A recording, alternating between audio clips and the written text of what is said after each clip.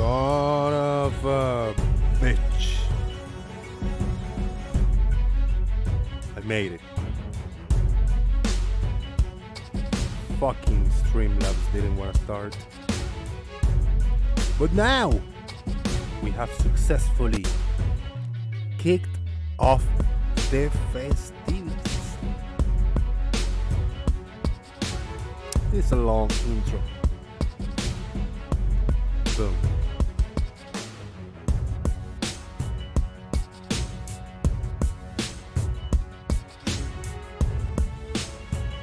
Yeah, I ain't gonna have all this intro. Screw it.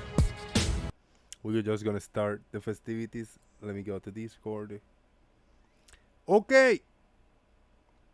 And now I gotta start Discord in my laptop. And we'll take it from there. How about that? Clickety click over here, clickety click over there. And we got it. Okay, stop of the show. Anybody would like to join? Click and boom. Let's do it.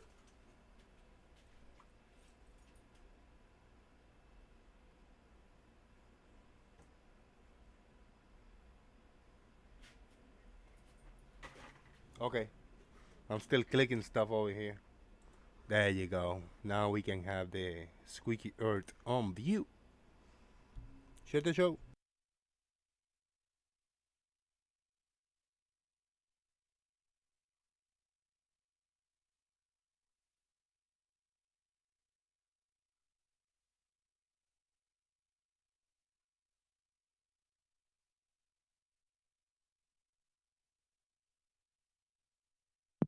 You know what I have heard? I heard that wind is fake. So what is this noise?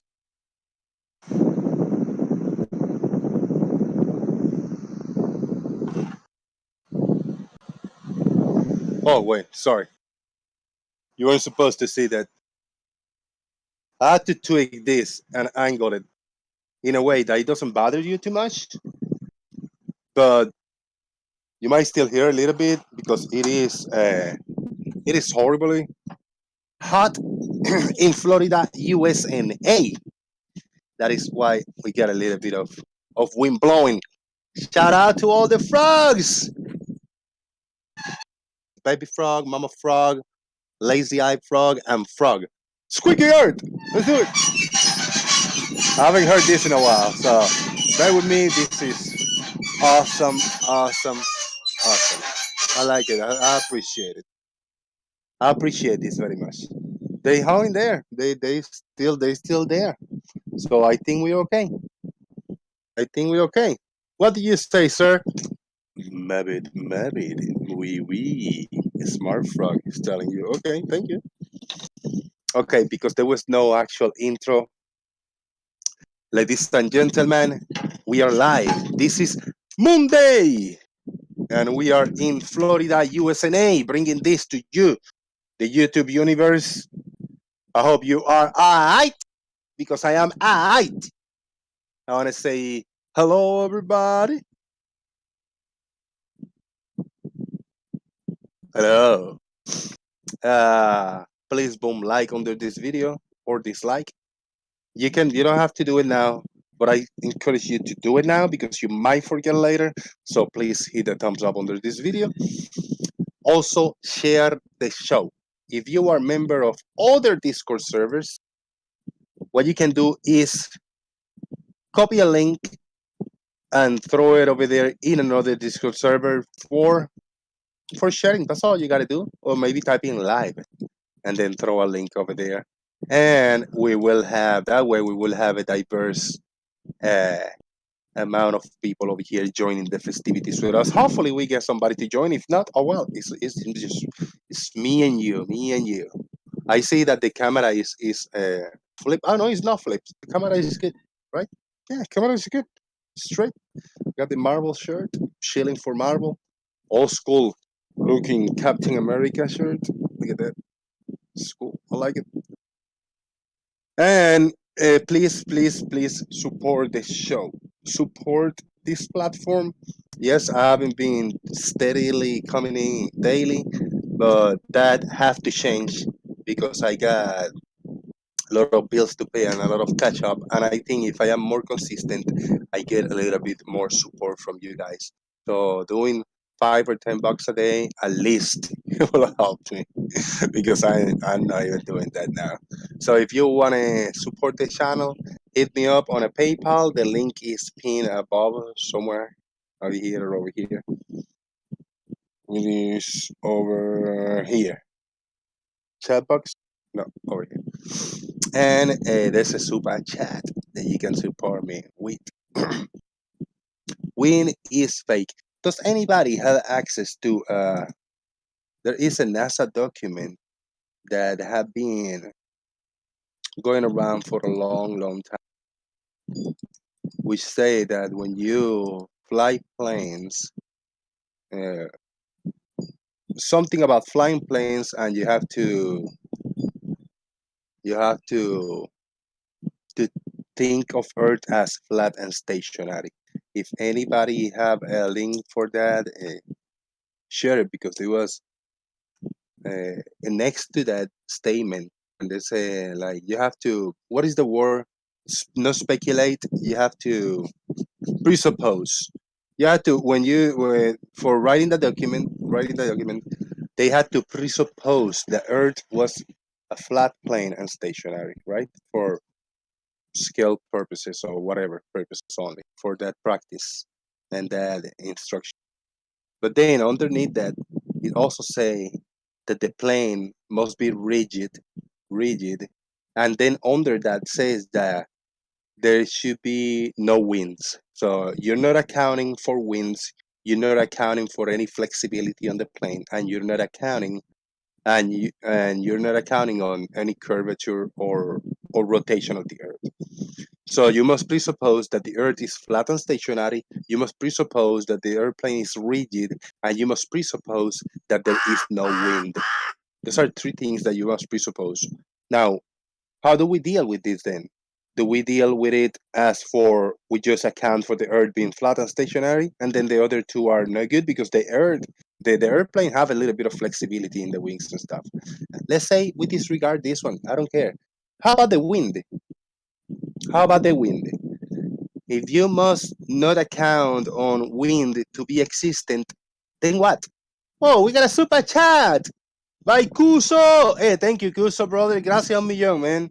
4.99, 5 pesos, 5 pesos. To help a little, thanks for the entertainment. Gracias un millón, Kuso, man. Se la aprecia en el alma, brother. Suave por ahí with the music, man. I'm doing a show. Copyright thing with it. Come on. First approximation, not the end of the story. Approximation. Shout out to Turningston. Yeah, shout out to you guys.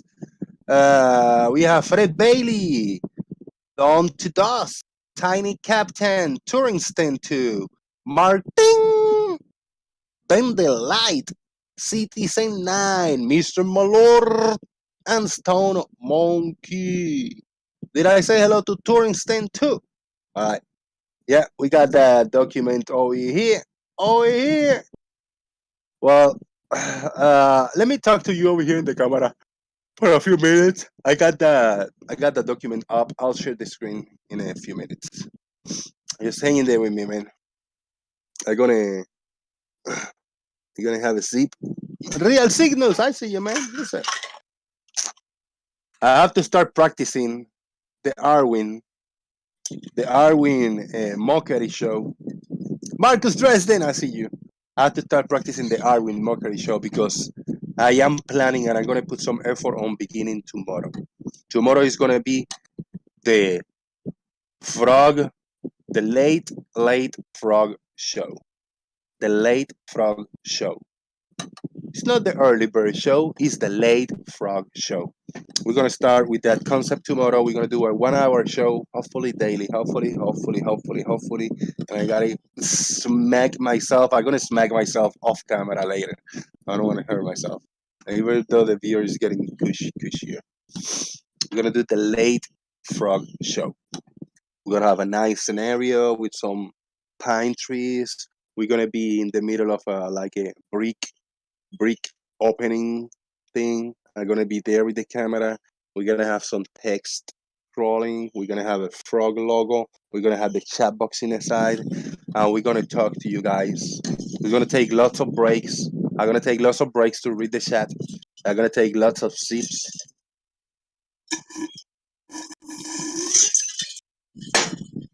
We're gonna do lots of those sounds. I'm gonna stare for minutes and minutes long. So it's not gonna be precisely exact, but the format will be me reading the chat box and staring to the ether for long periods of times and having sips of drinks. I'm being as boring as possible. I'm making as much word salad as possible. I'm making shit up as I go. Getting angry with you in the chat box. Make believe blocking people in the chat box. I'm not gonna block anybody, but we're gonna make believe that we're gonna block people. So if you piss me off in the late frog show, we're gonna delete your ass. We're gonna start that format tomorrow. It's gonna be a lot of this.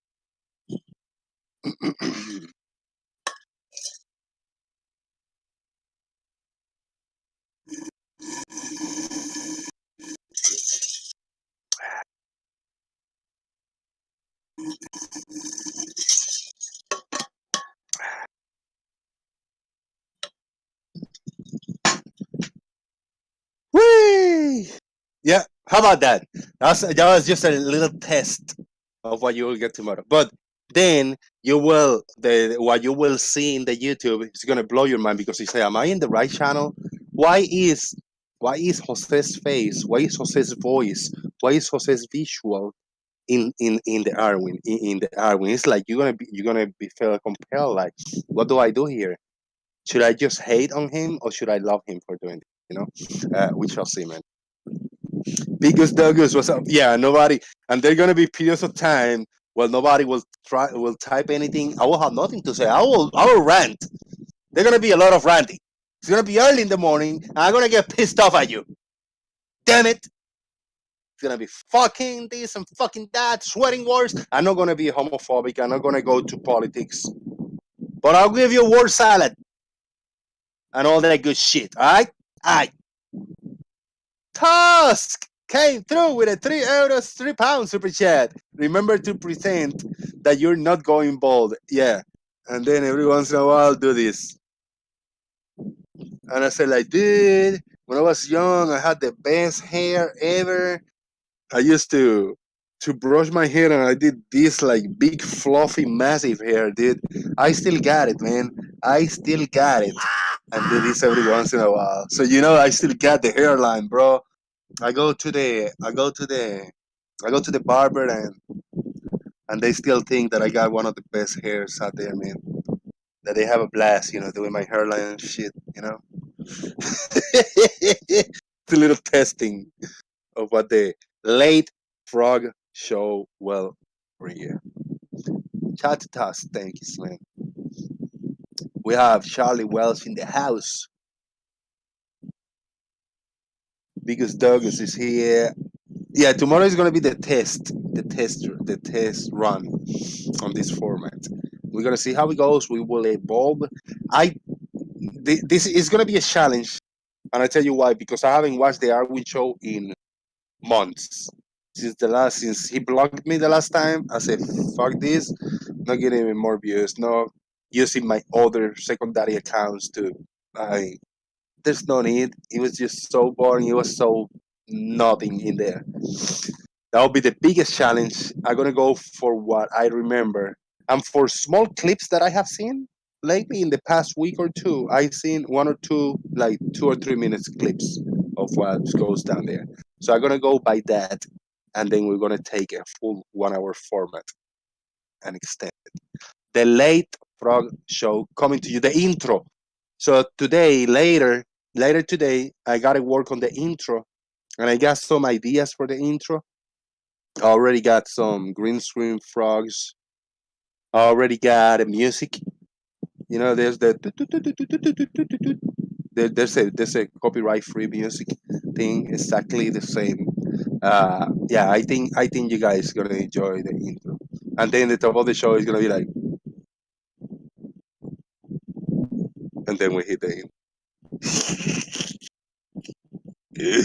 Oh man, will I be shirtless? I might go shirtless too.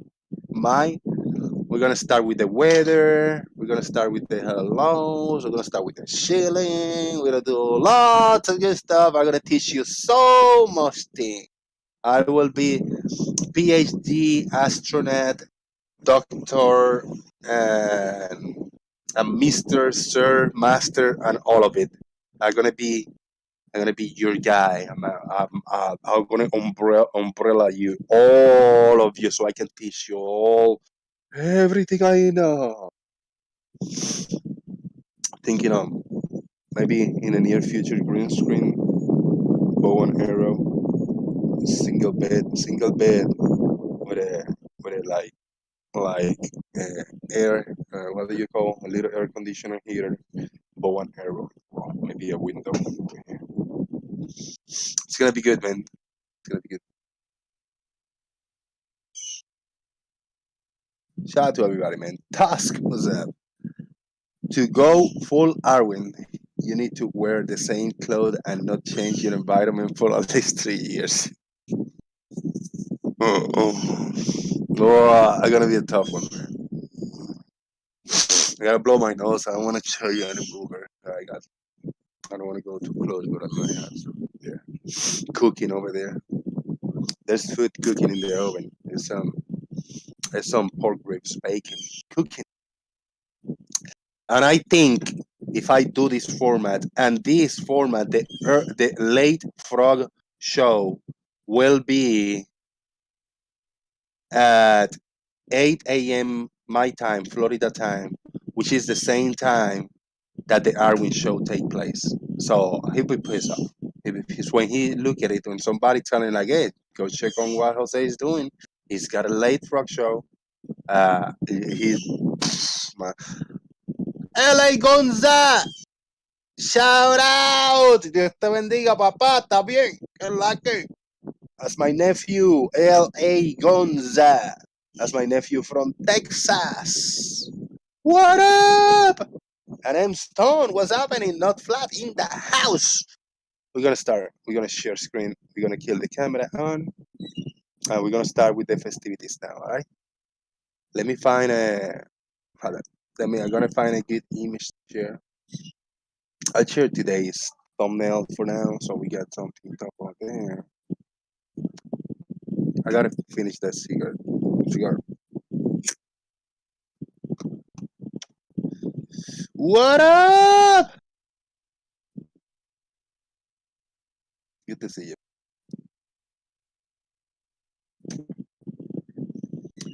Lubo in China is in the house, and Justin Franks. Lubo say, you also must be quiet while looking at the screen and then complain at the audience for not writing to him. Of course, man, it's gonna be all kinds of good stuff. You guys are gonna help me a lot doing this art with me. Tomorrow I'm gonna do that. I hope I already got the intro set, at least the intro, and I hope I got good stuff. And then we will. I might have to adjust things in real time here in the show, but it's the test run, as I say. So good times. Let me click on the screen share so you guys can see what I see. Here we go.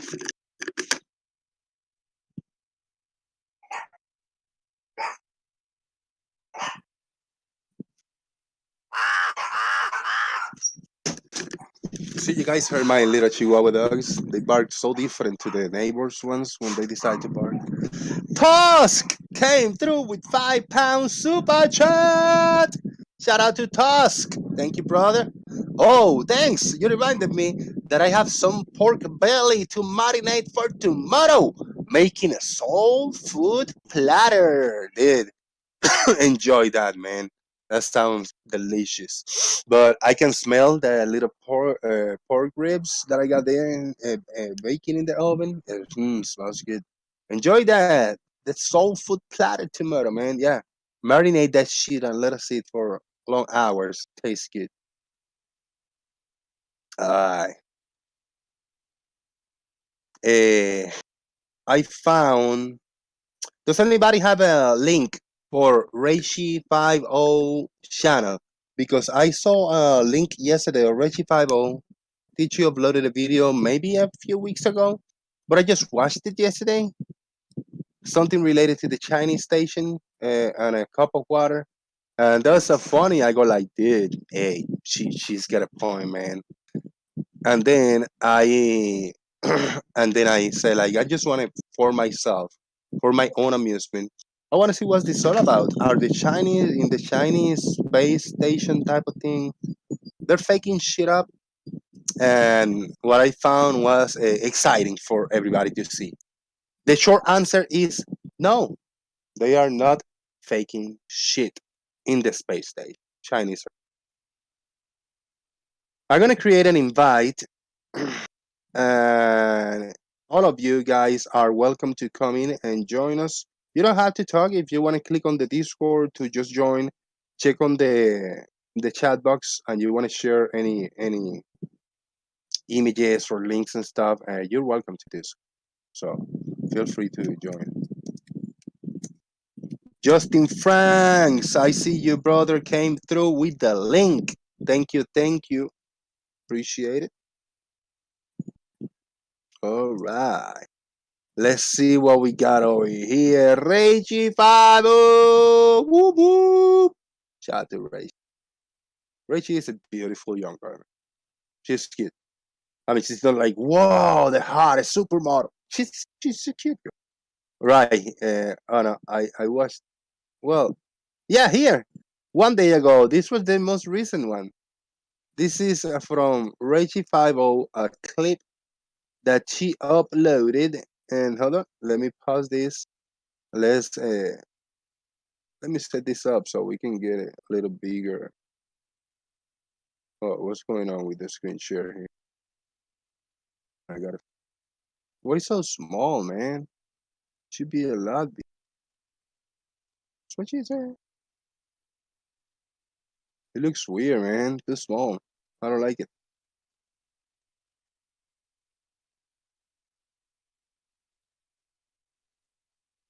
Trying here. Okay. No. Okay, if I close this up, the player closes. So why is the player? Yeah, it doesn't want to help me. It doesn't want to kill those letters. Right. Oh well. Okay, we do it like this. This looks good. Thank you, thank you.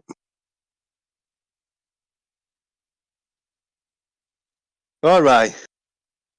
Here is by Reishi50 that it's a shame on me that I didn't click a like because I actually watched the video. And I think we all should, if we watch a video clip, whether we like it or not, we should support by at least clicking the like. So that's what I'm asking you right now, guys. 37 of you watching. If you're watching this live stream right now, the least that you can do is click the like on this video. So please, please click the thumbs up now. And here is a link for the video that I'm about to watch from Reishi50. This is too small. Like that. All right, we're gonna hit play here. Let's see what this is about. 4, 3, 2, Oh, 1. wait, I click a different one. There you go. Hi. Good afternoon, all the students on Earth. I'm Zhai Zhigang. I'm the commander. Good afternoon. My name is Ye Guangfu. Absolutely correct. The standard cup will not work in a weightless environment. You know, the cup that we're all used to drinking. Wait, I have one cup right here. Oh, this, yeah. A standard cup like this does not work in a weightless environment. It requires gravity to hold the fluid in the bottom of the cup. I see. Uh-oh. All right. We all seen this? I mean, now we have seen this. There is an interview with the Chinese space station, right? Hi. Good afternoon, all the students on Earth. I'm Zhai Zhigang. I'm the commander. Yeah, this is beautiful, right? Because I actually found that video that you just told me. That video where this little clip of the video was taken from. You know what's sad about this? That there might be some newer people coming into the scene of the flat Earth. Some new people might be coming to the scene. They find Rachie50 because they hear her name. They click on their channel. They open this. They say, like, oh, 30-second video. Let me click in. Oh, there's the Chinese faking stuff because we hear the astronauts saying a normal cup will not work in the International Space Station in space. But we see right here this Chinese, and there's a little cup in here with water. What is going on? Aren't they floating? Aren't they affected by this gravity, negative gravity, microgravity, whatever bullshit you call it? Well, fortunately, Reishi, man, I'm sorry, but that was that wasn't that wasn't dishonest. It was just not the full story because you made that video look like it was it. You made that video look like this was it. They have in the cup, they had a little interview, and then the show is over. Not necessarily. Let me welcome Farmer's Boy and Nestle Wipes before we play this. What's up? Hey, good afternoon.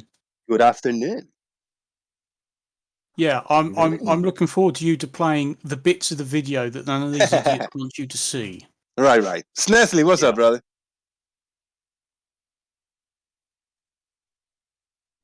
Yeah, I'm good, Jose. I think my daughter just got COVID, so Oh shit! kind of, Yeah, you gotta take care of yourself, man. yeah.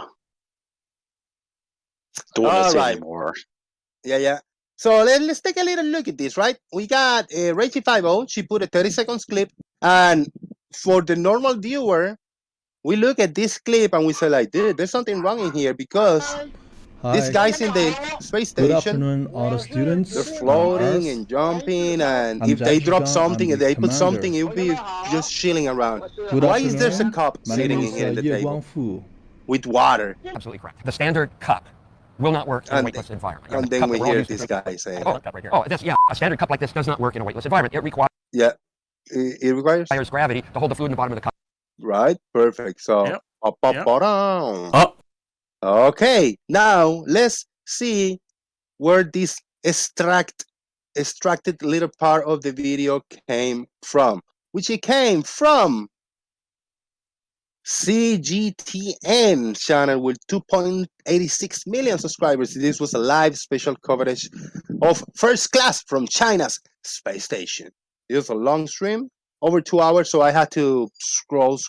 I wasn't going to watch all that. I actually, in maybe the 55 minutes mark, I actually started watching. It was entertained. I got entertained. I got caught up, and then until we have reached the moment. So let's play from 1 hour and 16 minutes, 48 seconds, and see what we got. I'm gonna paste the video over here and give it a go. Here we go. But talking about water, as we know, on the ground, there is always, we talk about the buoyant force. The vessels can navigate in the big ocean because of the buoyancy. And for everyone, please take your ping pong ball and put it into the glass. You guys hear this, right? You see and hear? Yeah. Very cool. Let me quickly unmute my watch page. Water, as we know, Oh yeah, it is solid. Yeah, solid. Very cool. Hey, good to see you, Earth is live and Discord user. Sorry, I was watching in the watch page, so I'm not sure that somebody joined or not joined. So everybody watching, click and join the Discord server. All right, here we go. She asked that astronaut asked to put a ping pong ball in a cup of water. Let's see what happens.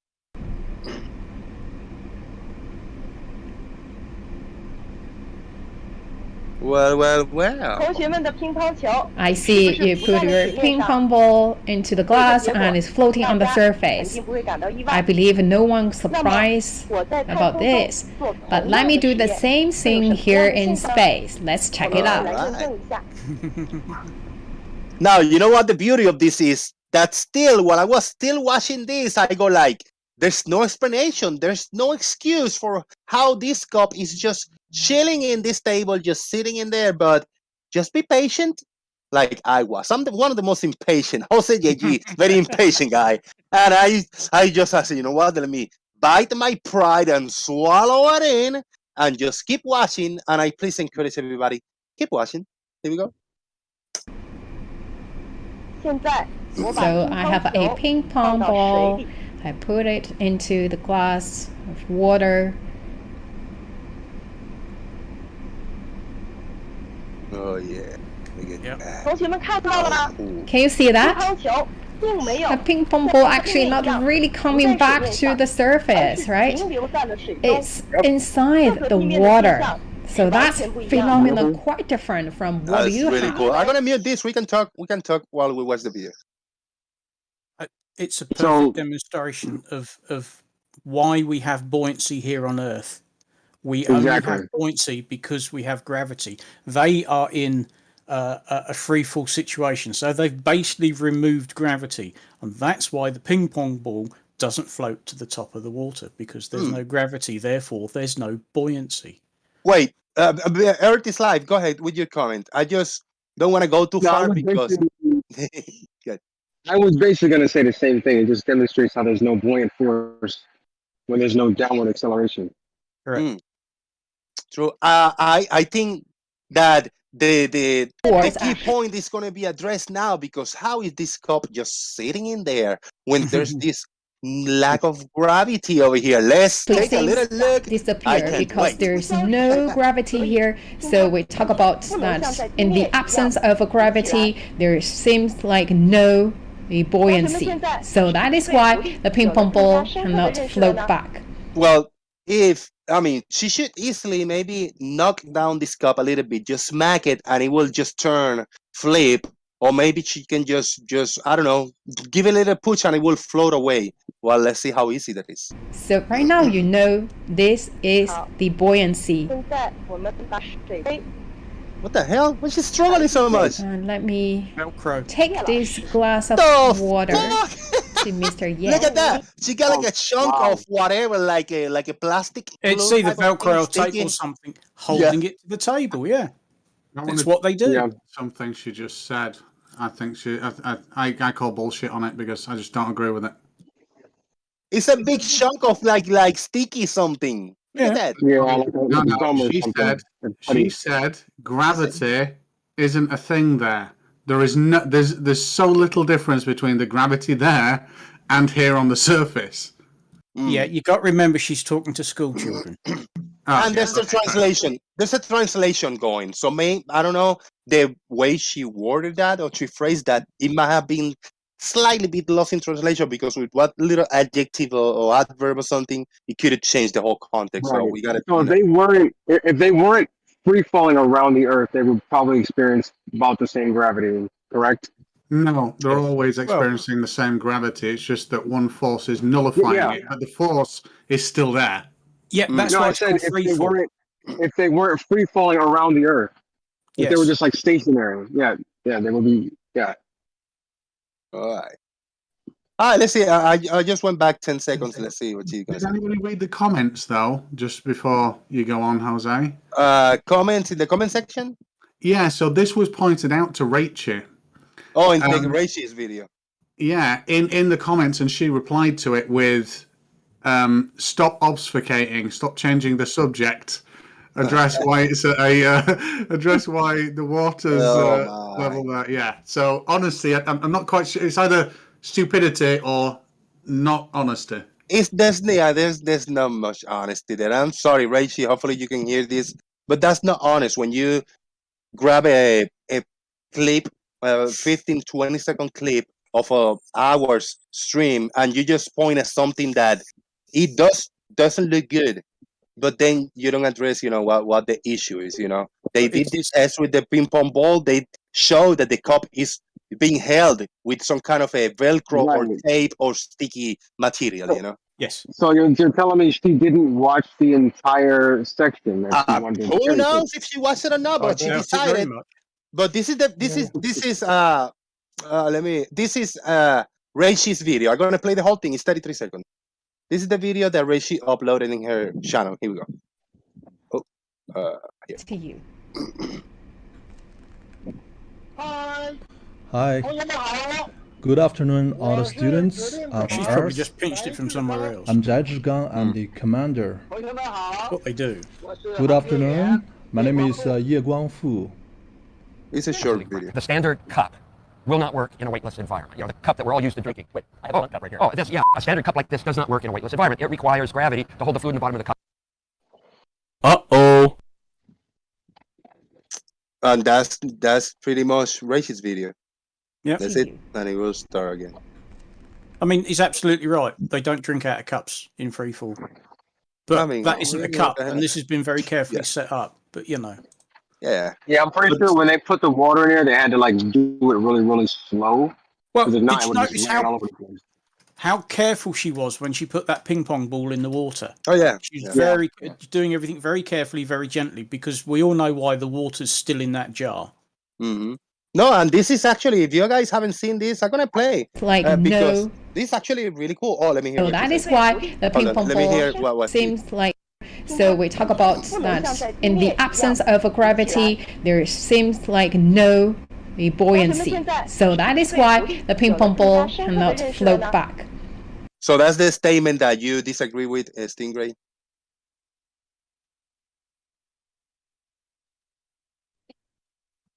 Yeah, no, yeah. Well, but like you said, it could be translation. They don't feel the effects of gravity, but it seemed to indicate, like she says, gravity. Gravity is not there. Well, it is. You just don't feel the effects of it. All right.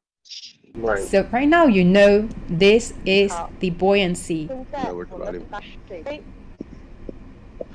You guys me want to comment? take this But glass look of how much water struggle she to popped. Mr. She Ye. popped that up. Look how sticky this is, and look. Yeah. Now they're gonna do some good stuff. Isn't it? Yeah, now they're gonna do some Yeah. good stuff with this water. I got That's the you. part that she left out of her video.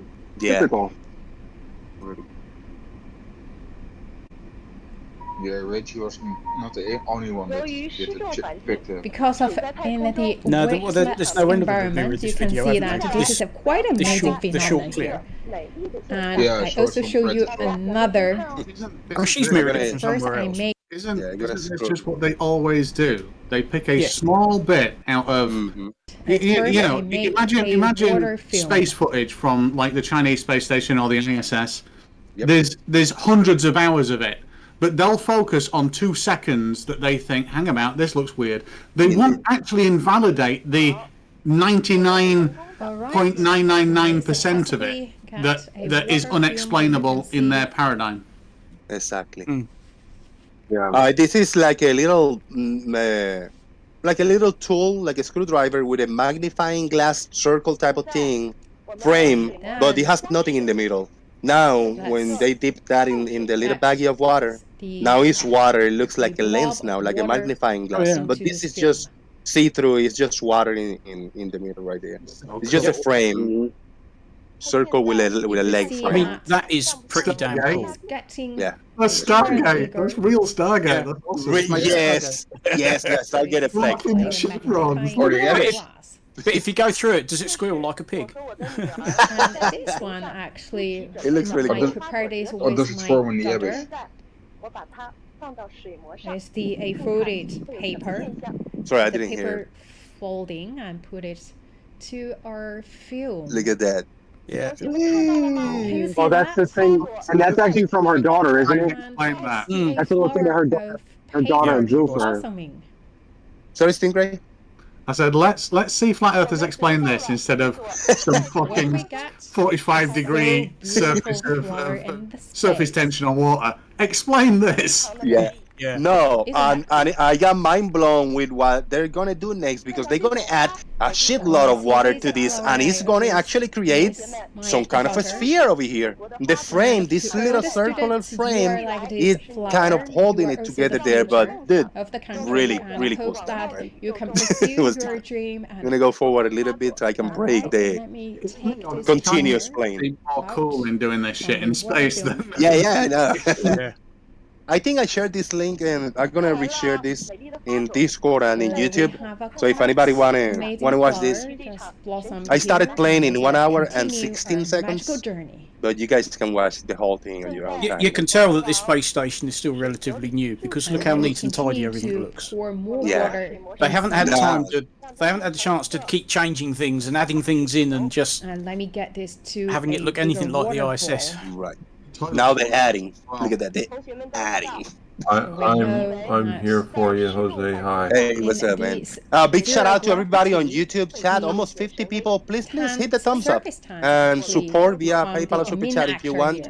Magic is the easiest way, the easiest best answer over here, man. Sphere, and you could not get this. They're adding water to this.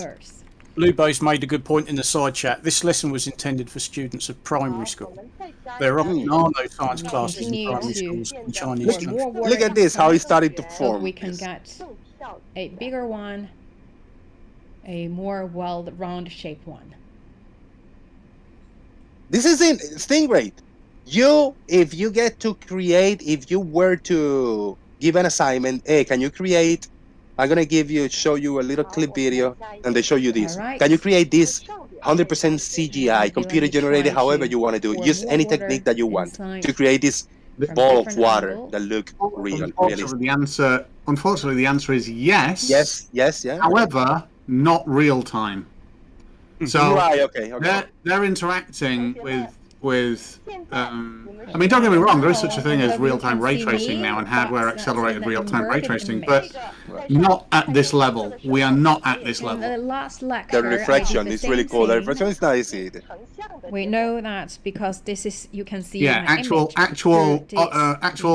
refraction through a surface is in real time with it refracting.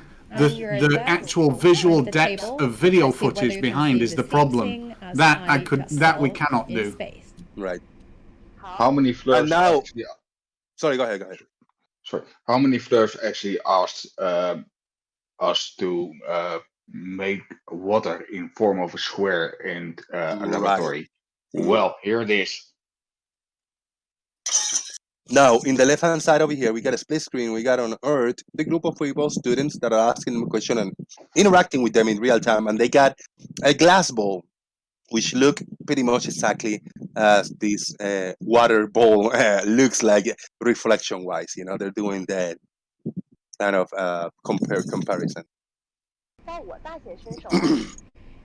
right. Let me show you more. This is really cool. There's a reflection thing that they're going to do now that I didn't pay attention.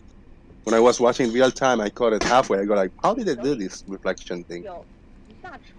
I have a question. There's a strain of quite tiny. How many droplets of water fit on the head of a needle? Oh, for fuck's sake. Lots. An ocean. All right. I hope you guys get the joke. Yeah, she's gonna pump air, I think, in the middle of this balloon. Bubble. There you go. Inside. Make a bubble inside. See how it grew also as he put the bubble in? It slightly grew because it expanded. And now this is where the reflection, because now in the inside air bubble, you're gonna see the reflection straight, the orientation, and then you see in the water surface, you're gonna see the opposite, the inverted. Yeah. Oh, so water can stick to the outside of bubbles? How about that? So you can see 2 meters. Look at that! How cool that is. This is something you not really could find. This would be hard to do in real time with some kind of computer generated, wizardry. Right, Stingray? Fucking hard. This is not well. Like I say, if those characters in that background were computer generated and could be rendered in real time as good as they are right now, then yes, you could do this. But we lack that ability. The interaction, human versus CGI interaction in real time. That's what's lacking. See me now? You can't do that yet. Well, you won't be able to do it for tens of years, I would imagine. It's not possible. Yeah, I appreciate this. So, I want to give a big shout out to Reichi50 for putting that video clip And then the skeptics like me will watch that and say like, this one's got me scratching my head. Should I just spread the word and share this video clip from Reishi and say like, look at this, Chinese space station is fake. There's a cup of water just chilling in there. Or should I do my research and look at the original source and seek a little bit further information? Well, I'm doing the same. I'm doing B. I searched a little bit further, and this is what we found. Let me give you a happy time. That's we call it a happy ball here. So first invite Mr. Ye to get the air bubble out. No problem. Look at that. Hey, yeah. Well suck the air out of it.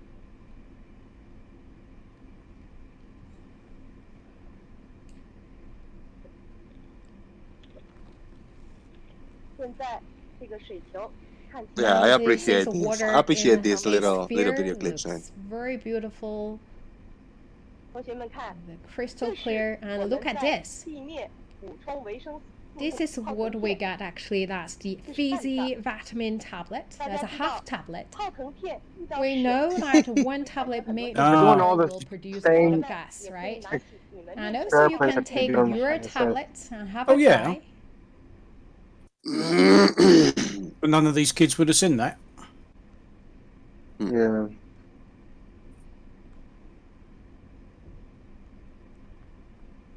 Really appreciate it. This little video clip. And I have seen a few more of these the shiny stations, and they do a lot of things. The way they exercise and they do the flips and they move around, they're like more bubbly, more happy, more alive than the American ones. Not to shit on the Americans in the ISS, but still, I don't know. The Chinese are more excited because I don't know. I don't think they have done this for as long as the ISS people. So the ISS people is more serious, you know. The Chinese are like, we're having fun because we're new doing this shit. So I don't know. The Americans know how to have fun. Well, yeah. Remember the one who had the gorillas? Well, what it's doing is like. It's what it's really doing is kind of inspiring a whole new generation of children who are interested in space. Transparent water ball right now to a very beautiful aqua blue water ball. We got half an Alka-Seltzer inside it, I bet. We got a PP over here by Jomungus. He sent me $10 on PayPal. Yo, shout out to Jomungus. What's up? Jomungus says, I'm gonna mute this. I'm gonna let it play. Jomungus say, Jose, I live in Orange County, California, and get good Mexican food all the times. This weekend, I was wondering if farmers have ever had a breakfast burrito and what was in it. Dude has probably never had pozole, menudo, and real taco. No wonder he's always so grumpy. Shout out to Jomungus. Have you tried pozole, menudo, or real Mexican taco, farmers? No. Oh, look, looks like Earth. But yes, it does a bit. But I'm not grumpy either. But how about a breakfast burrito? Have you eaten? No. Have you eaten burritos? And what was in it? Just regular burritos. I don't think so. Wow. We never. We really did Mexican. I mean, we used to do Italian and go to tapas bars and that sort of thing. We never really did Mexican. Yeah. Earth is live. I'm gonna go back a few seconds because this mix of stuff she did looks really cool. It actually does look like Earth. I told you guys there's a point where they keep filling water and they put all kinds of stuff, and it does look really spherical and really controlled. Man, this is nice. They're gonna have to be careful cleaning that up when they're done. Yeah, that's just gonna go bloody everywhere. I think they show it. I think they put a rag, like a big rag, over around it. Right now, the but if you're not careful, it just sits on top of the rag. Yeah. I just have to open the door, then it's gone. This is true. Open the door, and it is indeed gone. Yeah, just open the door a little bit. And if you don't hold on, so are you.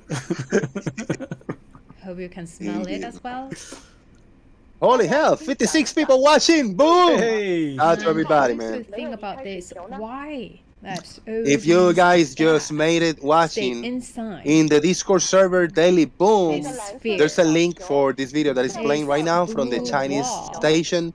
And if you scroll up in the YouTube chat box, the link is also here. This is the place. Leo, $45 super chat. Cradle. Haha, take that, Jamungus. You said super chats didn't work. Didn't work. This is evidence that you are wrong. Damn, look at that. Well, Leo, you're correct. Super chat acting works. Deep space. Yeah. Does their space station have like a live video? I'm live feed? not sure. Not sure. I don't think so. I don't think they're quite as you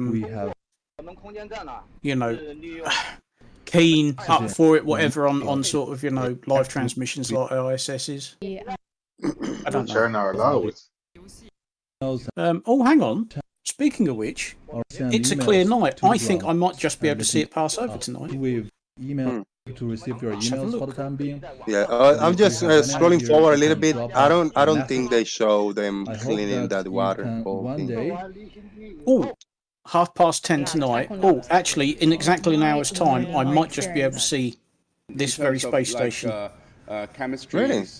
Oh shit! No, hang on a minute. It's only 13 degrees. No, I won't. All the other houses are in the way. Bollocks. 9 international payloads. Hey Jose, am I gonna get my picture today? Yeah. Hopefully, I'm live in here, bro. Yesterday, one of the biggest storms that we had in the afternoon for like 2 hours. Yeah. Yesterday we had a big storm, man. At the same time right now. So I couldn't take that picture yesterday. Sorry. I'll try today. You should get it. Jomongus point about the PayPal, and I agree, is that I get 100% of what you send me. I get 99% of what you send me. So it depends on how big the PayPal is, or if it has to be converted from different denominations, or whatever you call it. They get a tiny cut. Oh no, I can select. Well, actually, when I send a PayPal to you, it's automatically set up so that you get it in dollars, and I can send a dollar amount.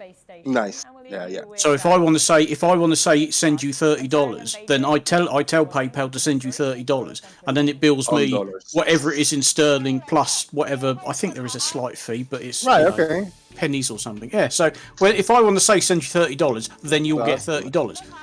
Yeah, that's good. Yeah, it depends. I think I receive.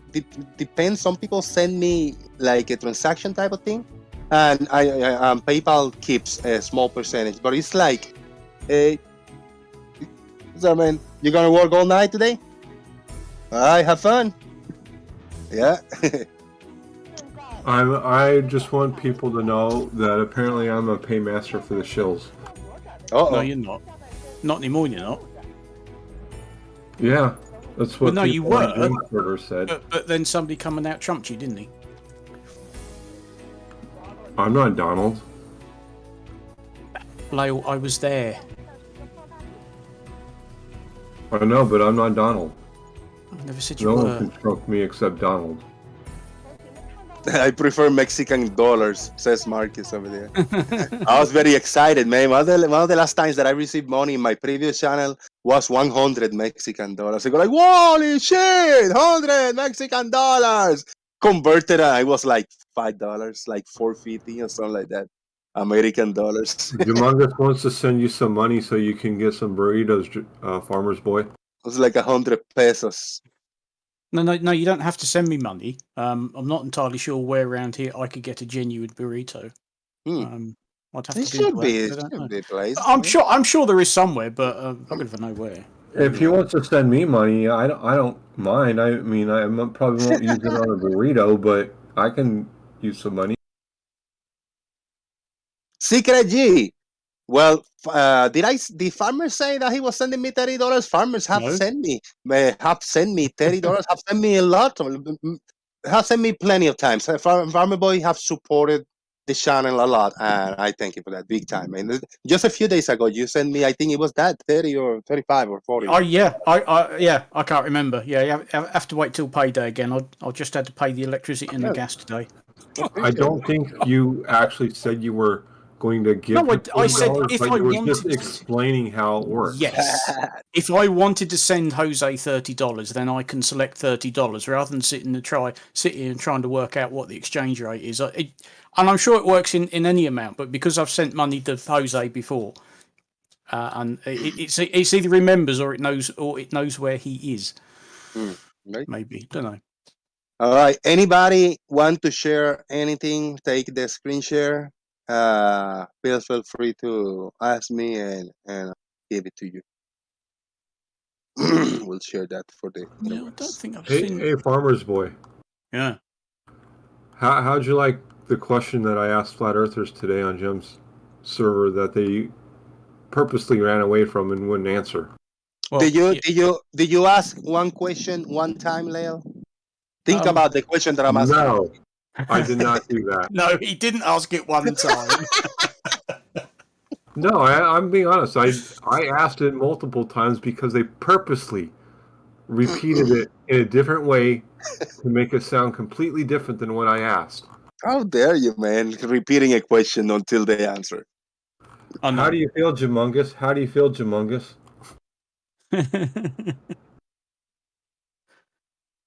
What? And that simple Mr. Malone on question, about? Jose, that simple question was, can you place a straight line that conforms to the surface of a basketball and make it curve around the basketball? Yes, that's the answer. Yeah, they didn't like that question at all. But that is the answer. It is the answer, but they purposely misrepresented and restated the question in a way that they could answer the way they wanted to answer. Of course they're gonna do that. I've just come back. Say that again. Can you place a straight line on a basketball and make it? No. Can you place a straight line that conforms to the surface of the basketball? No. Are you, Tiny Captain, you a little bit of a hot miking? Do a little bit of background noise? You want to mute while you're not speaking? I appreciate it. The Stingray, you don't like the phrasing of that question either? Well, a basketball doesn't have a straight surface, so no. No, that's the whole point. A basketball is a curved surface. Can you place a straight line on a basketball that conforms to the surface of the basketball? No, you can place a straight line on a basketball. You cannot place a straight line that conforms to the surface of a basketball and still call the damn thing straight. It wouldn't be. Really? Because I wouldn't call. Wait a minute. Let me finish. Because I would not say that the surface of that basketball is straight, and it would need to be for me to put a straight line on it and still call it straight. What about the center line on a basketball? It's conforming to the surface of the basketball, and it's straight, and it follows the surface of the basketball, and it curves around the basketball. Curves, yes, curves. Not straight. Yeah, but it's a perfectly straight line. Can you have a straight curve? It's a straight line because straight to me is a line that does not deviate from the path that it is on. That's how I'm defining straight. Yep, that's cool. So when we look in a straight line. Our vision is based on a straight line. Can my vision bend around a basketball and be called straight? No, that would be batshit crazy. I agree with what you're saying there. Yes, you're correct.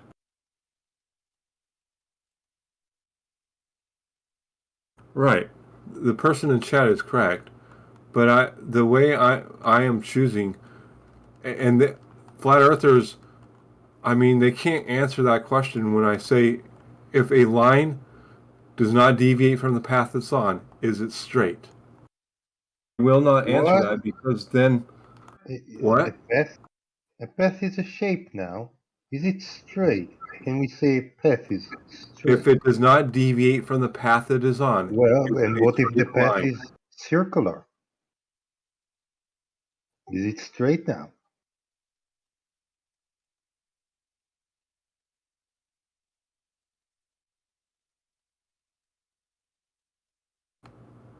Yeah, but it's still straight if it doesn't deviate from the path. What?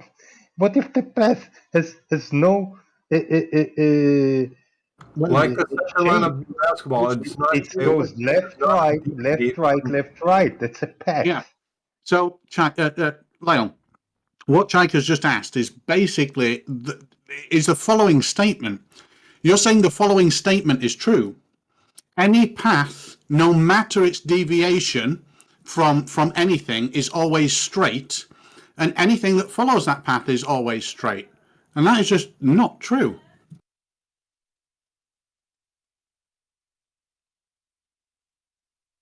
A path, by being nature of a path, doesn't make it straight.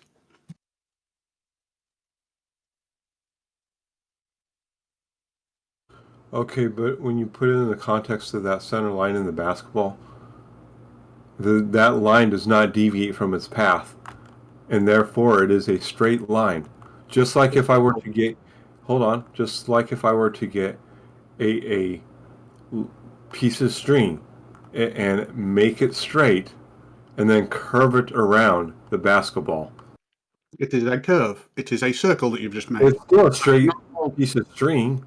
But I mean, I would not call a circle straight, nor would I call something that follows a circle straight. I absolutely would not. Yeah, I think you kind of misunderstand things in that case. Yeah, because then you cannot walk in a straight line on Earth. Yeah, I'm sure you do it daily. You refer to curved paths as straight. You see, you go straight down this road. You don't care if there's ups and downs or whatever. Say straight. Yeah, now if you're talking about a path on a 2D surface, so we throw 3D out the window and it's only on 2D, then colloquially, yes, I would say, hey, you can go straight, even though it might be going up, down, all over the bastard place in 3D. You just said on 3D, though. Well, is the surface of the basketball 2D or 3D? Is it 3D. Sorry, is it 3D or is it 2D? Well, when you're looking at basketball, if you're an outside observer, I would never say that anything on that surface, from my description, from my relative point, is going to be anything other than 3D.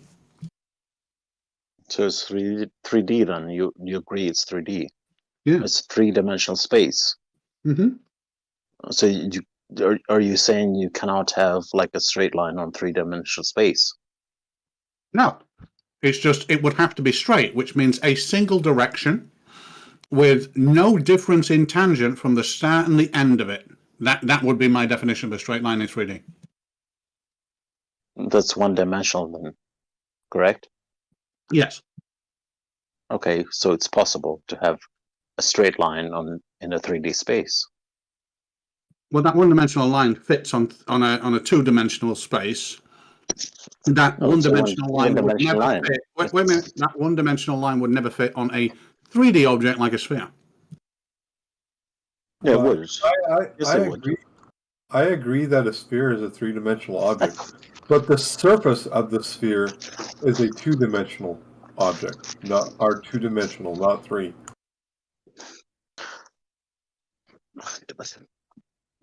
No, that I can agree with.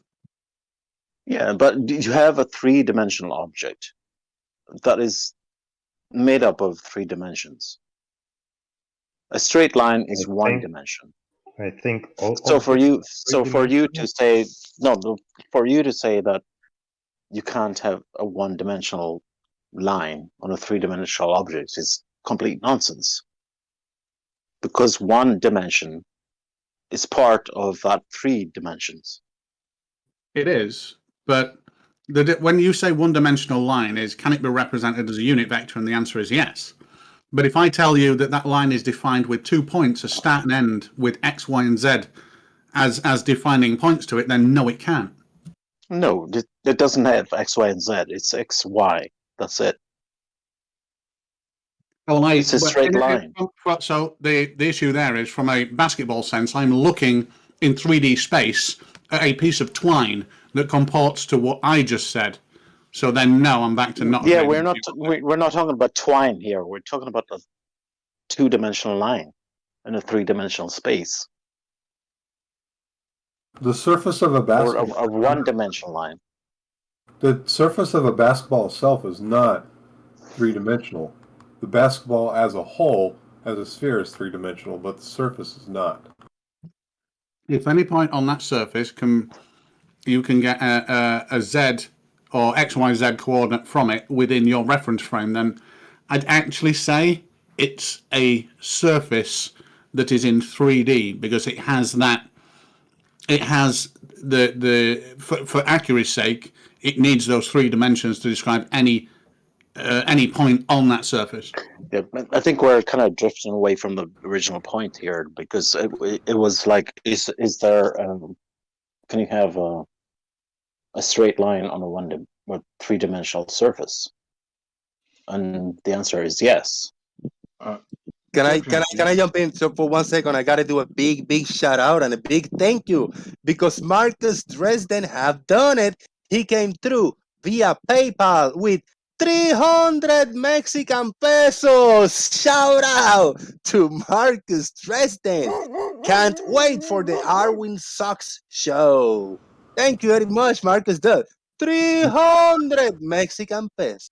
You know what's awesome about that, Jose? After YouTube takes its cut, you'll probably get 1 penny.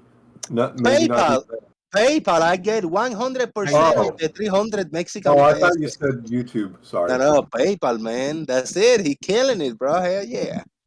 That'd be funny if someone sent you 300 pesos on YouTube. Oh, man. 300 Mexican to USD. I'm not gonna say a lot. It's a lot of money, man. It's over $10, bro. Fucking A, man. It's over $10 and under $350 Americans. It is under 350 American dollars and over $10 Americans. How about that? Actually, I'm gonna say it better. Under 350 American dollars and over $15 Americans. That's good. Ooh. Thank you, Marcus. I know. I'm telling you, man. Fucking A. Shout out to Marcus. You're not wrong. I'm not wrong. For over 15 American dollars. Yep. It is indeed over 15 American dollars. Yes. There you go. Thank you, brother. Good looking up. Technically, a circle can actually be seen as a one-dimensional line. Yeah, I mean, I think the issue is this. When you're looking from a 3D reference point at a 3D scene, you don't really define a straight line in 2D because it needs to fit within your reference coordinate system. So saying that a straight line in a 3D system can comport to a surface like a sphere, the answer is categorically no for me. You're wrong, though. You're absolutely wrong. Can you tell me how in my reference frame right now in my room that I would define a straight line? Do you only need to look at lines of latitude? No, that's 2D. I don't see in lines of latitude on 2D on a surface. I'm saying if I were to create a straight line in my 3D world that I occupy right now, I could not do so in 2D. Why not?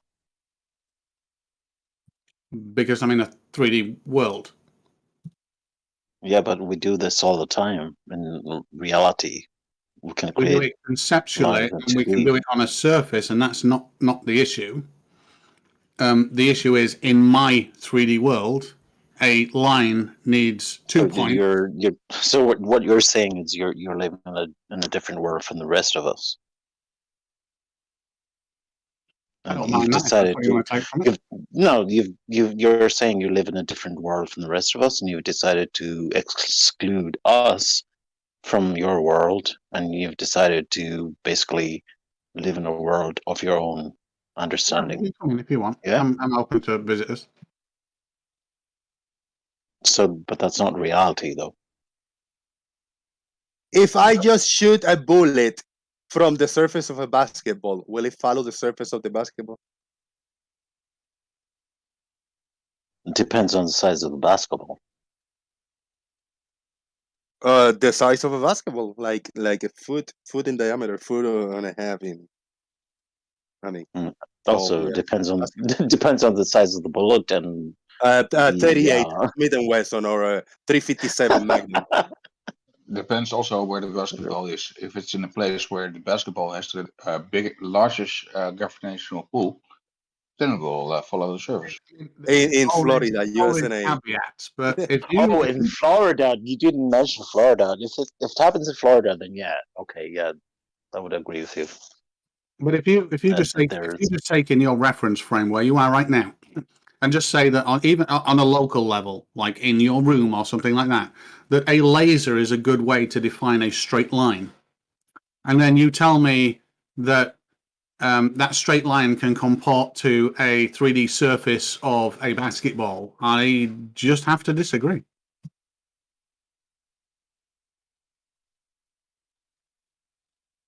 Why? The Stingray. Have you sent the render into Grisberry? Some kind of a render or something? Oh shit, not yet. Alright. Just work on it on your own time. He's asking. Well, let's see laser comport to surface of basketball then.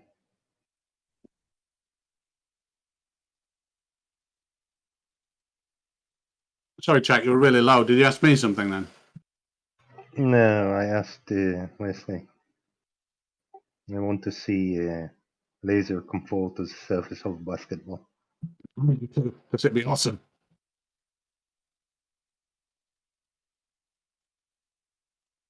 So I'm still a little confused as to why you think a straight line can comport to the shape of the Earth or a globe or a ball. Never said it can't comport to it if you use the coordinate system of the surface only. I said in my 3D reality, taking a straight line in my 3D reality and saying that straight line without any coordinate transforms can be a straight line on a surface that has tangential change. My answer is no.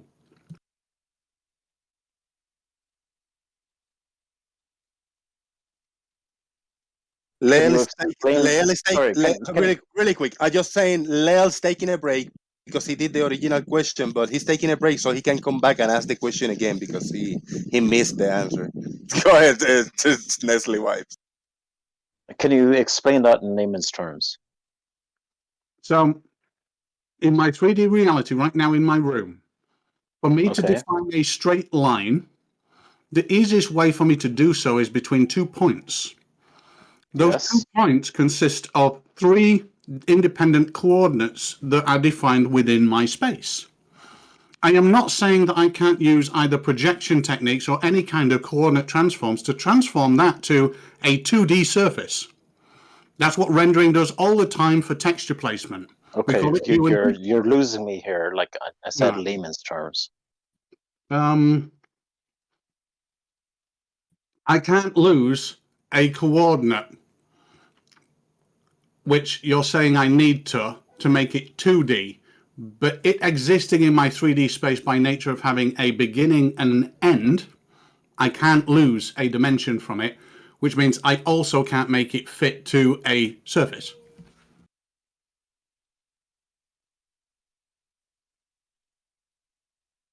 Yeah, you didn't really answer my question though.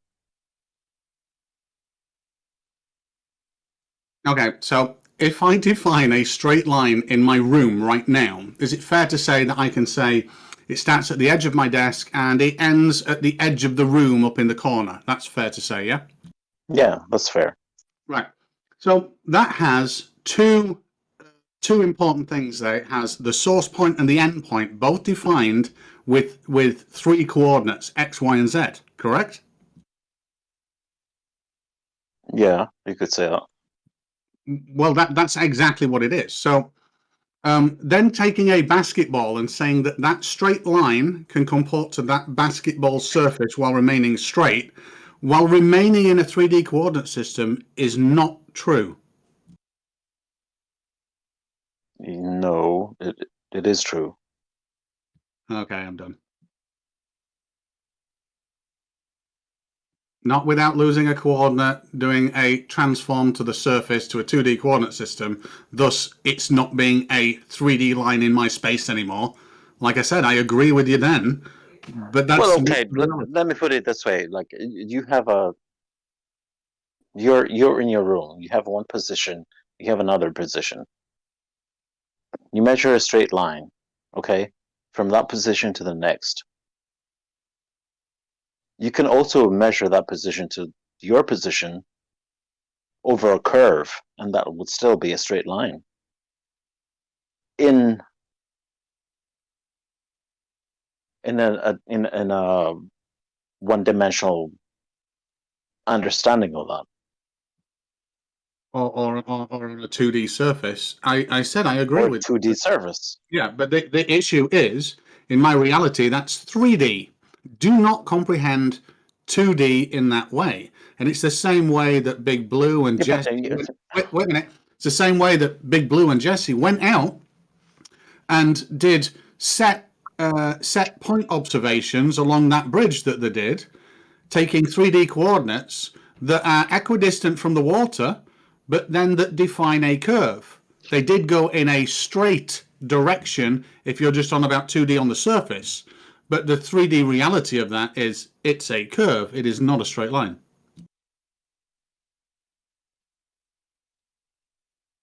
Do you not understand? You're just disproving your point, though.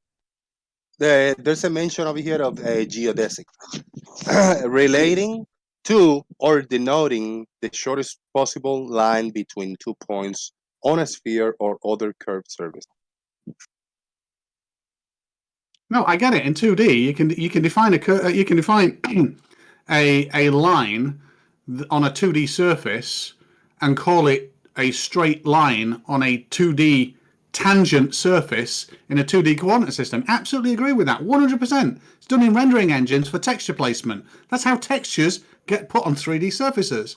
But in my reality, taking my 3D system that I can touch and feel, I cannot do that. I cannot take a straight line in my 3D reality and say that it comports to, and without doing, like I said, a coordinate transform, I could not say that is a straight line on an arcing surface. I would need some kind of coordinate transform. Which would okay. Is your 3D reality accessible to everybody else's 3D reality, or is that, or are you saying your 3D reality is yours only? Is that relates to you? That's your only. 3D reality is just height, width, depth. We see it all around us. Everything has it. Yeah, but you said that's your 3D reality. Is that your understanding of 3D reality, or is it? No, it's 3D reality. The whole understanding of 3D reality. Can I propose something? Go ahead, Stingray, if you'll answer first. No, it's everybody's 3D reality. We live in a 3D world, so it's everybody's. So it's not.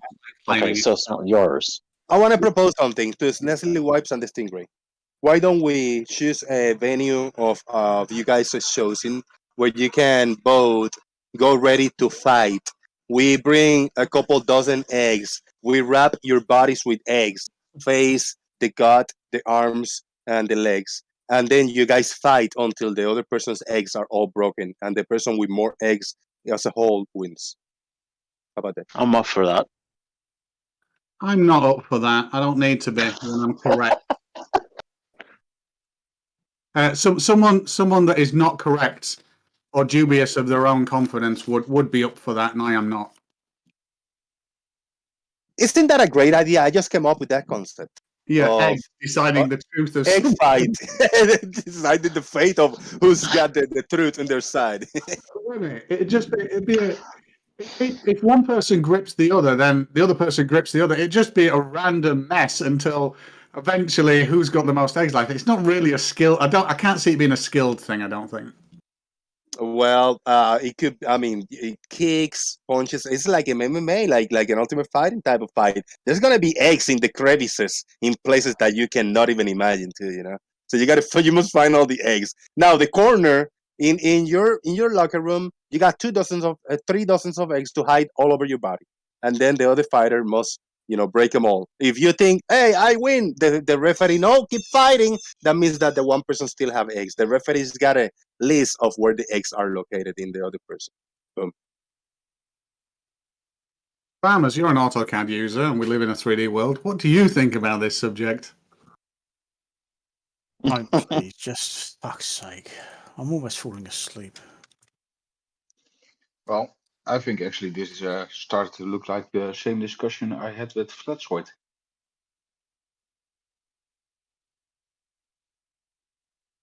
Wait, who? Wait, very importantly, who's Flatzoid in between me and Snessley? No, Flatsoid actually says that if you, he said that the disk and a circle is the same. And I said, well, a circle is just a line and is 2D. And he said, no, a circle is 3D if you put it in a 3D service area. Well, I'd say a circle is 2D. Well, officially, a circle is actually mathematically only 1D. And actually, then you have the same as the straight line. You just need a radius, wouldn't you? Yeah, and then you actually have the mathematically looking at it, a circle is just a line that meets up with itself. A straight line that meets up with itself again. Elevation, do you have to account for elevation? Is a thing on Earth. You must account for it, or we're not talking about elevation changes and just left and right deviation?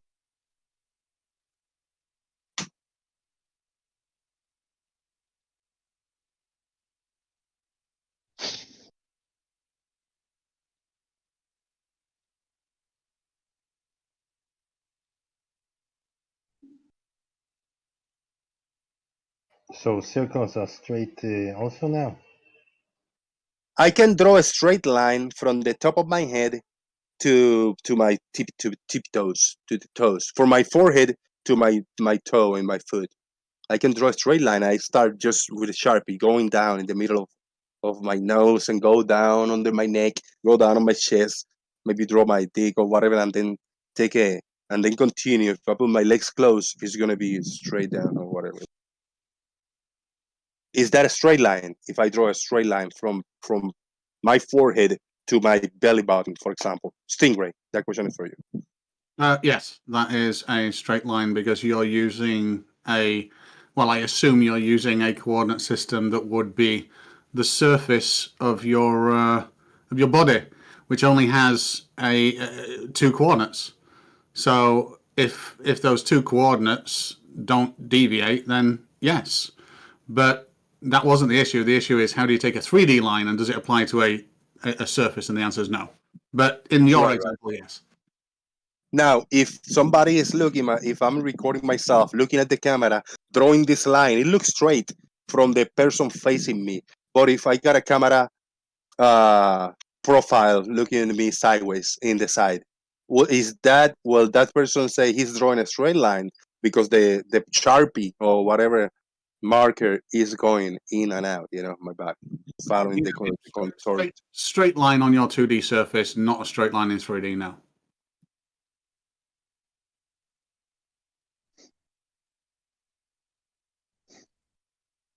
Okay. Yeah, but photography is not 3D anyway, so what's your point?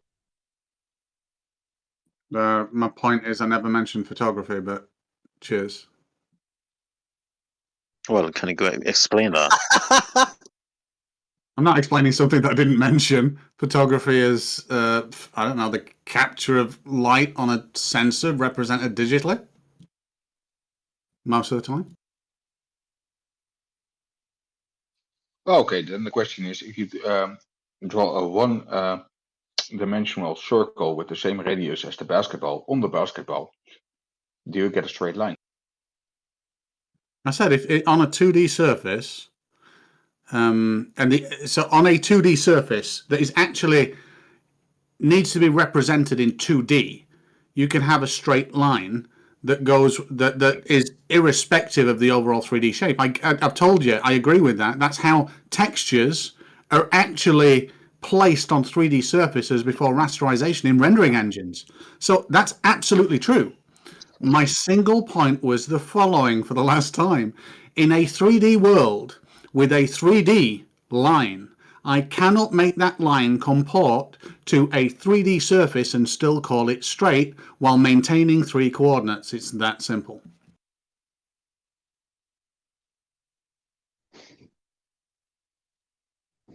Yeah, unless it was a plane.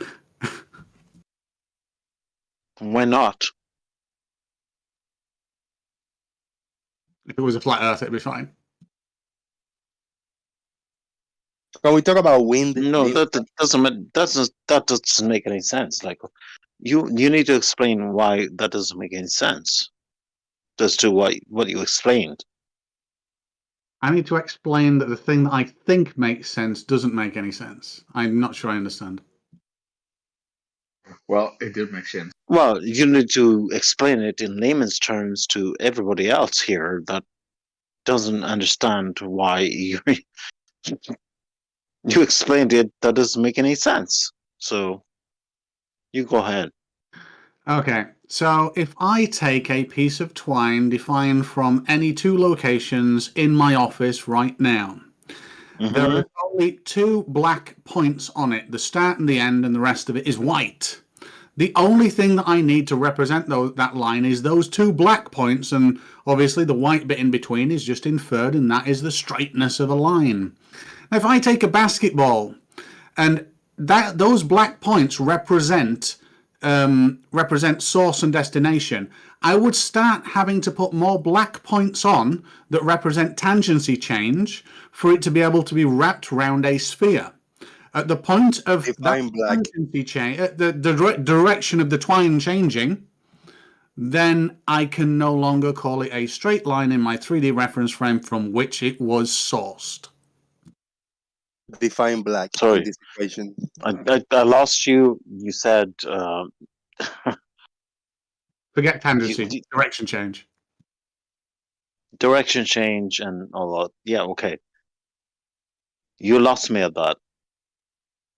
So for me to take that piece of twine, so you have a piece. Okay, you explain it in layman's terms. Okay, you have a piece of twine, and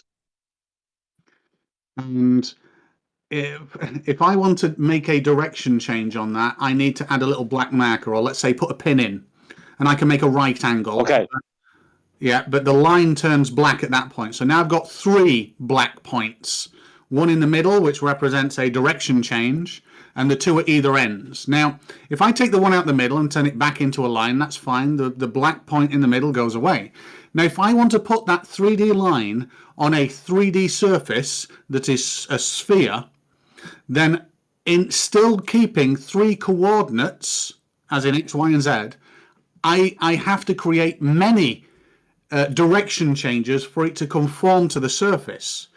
In 3D now, I can no longer call that line straight,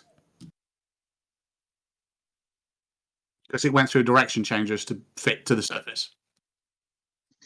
But if you take a line of 6,371,000 meters and put it in a straight line, what then? Sorry, say that again, Tiny. If you take a line, a piece of twine, it's your piece of twine, but make it 6,371 and a bit meters, what then? Well, it's just a really long piece of twine in a straight line. Yeah, but it's the circumference of Earth. No, I get that. But, I mean, if it's a straight line, it's only got 2 points that represent no direction change. It's still a straight line in 3D. Yeah, but you will still end up at the beginning. Oh, you might be finding a circle with a radius.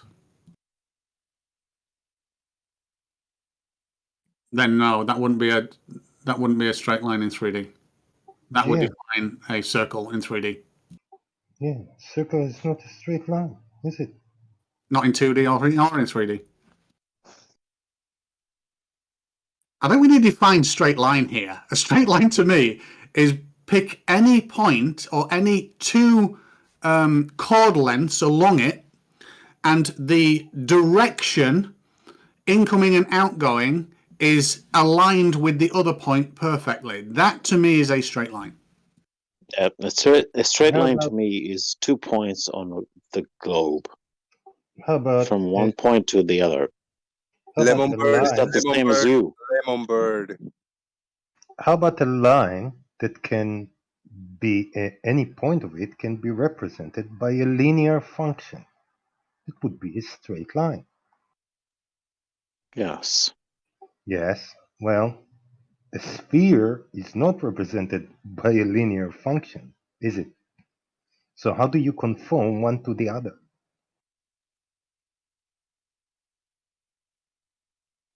I know, coordinate transform. Well, no.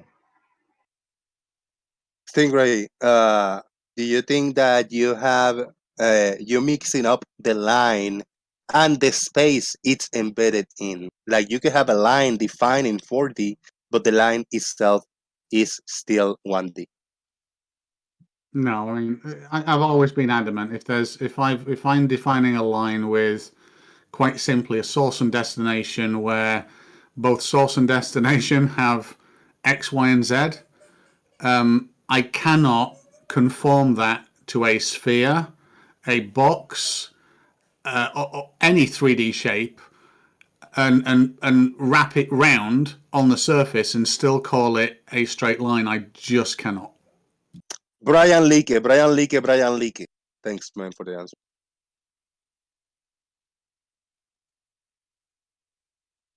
Never mind my summoning people.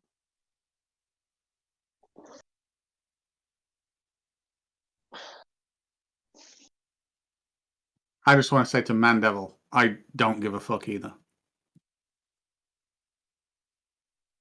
Well, Mandevil was the original idea about having a fist fight over it. I added the eggs in the equation because we must have eggs when fighting about flat Earth, you know. Insult.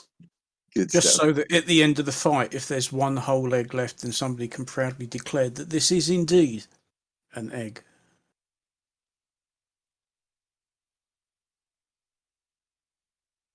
With or without salt water. Yeah, disassembled eggs do not count. No. There's no point going, this is a smashed egg. No, you can't do that. No. This is an omelet. But Blue, isn't it a good idea to have two people in an arena, in a venue, with eggs strapped around their bodies, and whoever smashed the opponent's eggs first with slaps, punches, knees, and elbows wins the fight? That'd be interesting, wouldn't it? I don't see how you could actually articulate without smashing your own eggs. That just doesn't work. You're overthinking it. Yeah, you're overthinking it. Come on, man. Planning my strategy here. Calm down. Wasn't that an old Boy Scout game? Having an egg around your neck and you have to smash the other one's egg? Oh no, I've seen a game where you've got to take something from the back of someone else's head or something, or their back or something. That's interesting.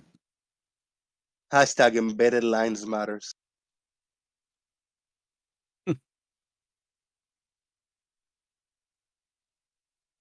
All right, let's talk about how wind is fake now. Is it? Yes. I know wind is fake or generated by the government because I get to see their wind machines turning and generating it when I go across the moors. They've got these big fans, and when they start them up, that's when there's wind.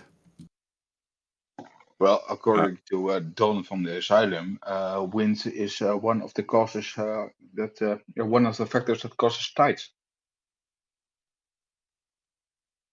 Oh yes, I've heard that one before. It can cause tidal surges, though, quite serious ones, though, can't it?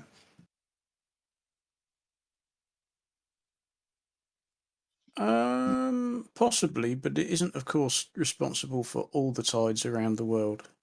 Oh no, but normally, I mean, they'll know this. Jose will know this in Florida. Is when they have big hurricanes coming in, the wind is the thing that's primarily responsible for the tidal surges and kind of abnormal flooding that you get in low-lying areas. I'm pretty sure. Yeah, for surges, but surges is not tide.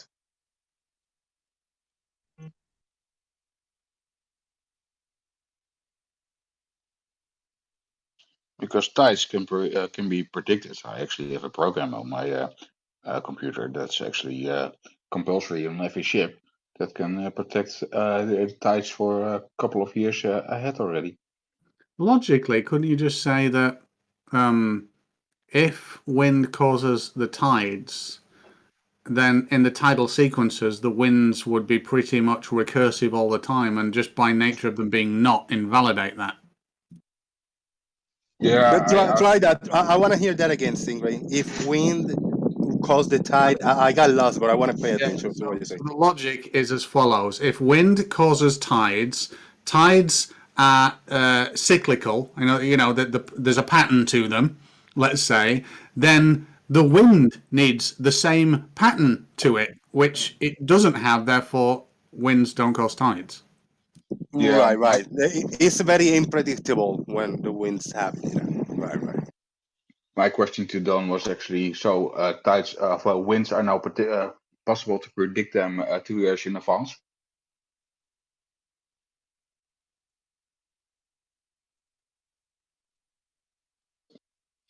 Because I can predict the tides 2 years in advance easily.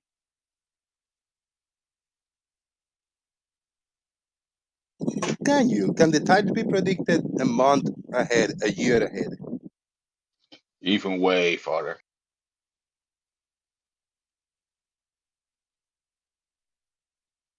What if? Imagine. Just think about. What if? Let me try to figure out a scenario, a very magical scenario where that not necessarily had to happen. Let me become a flat earther for a moment. I'll come back to you.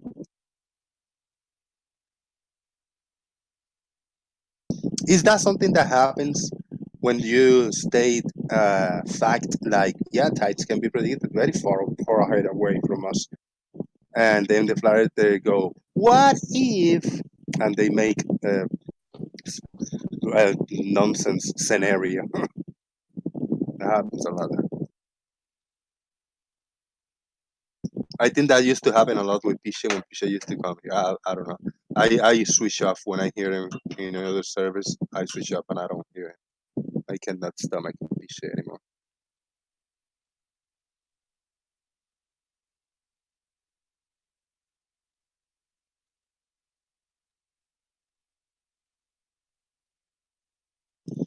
This is how the top floor of Taipei 101 building is.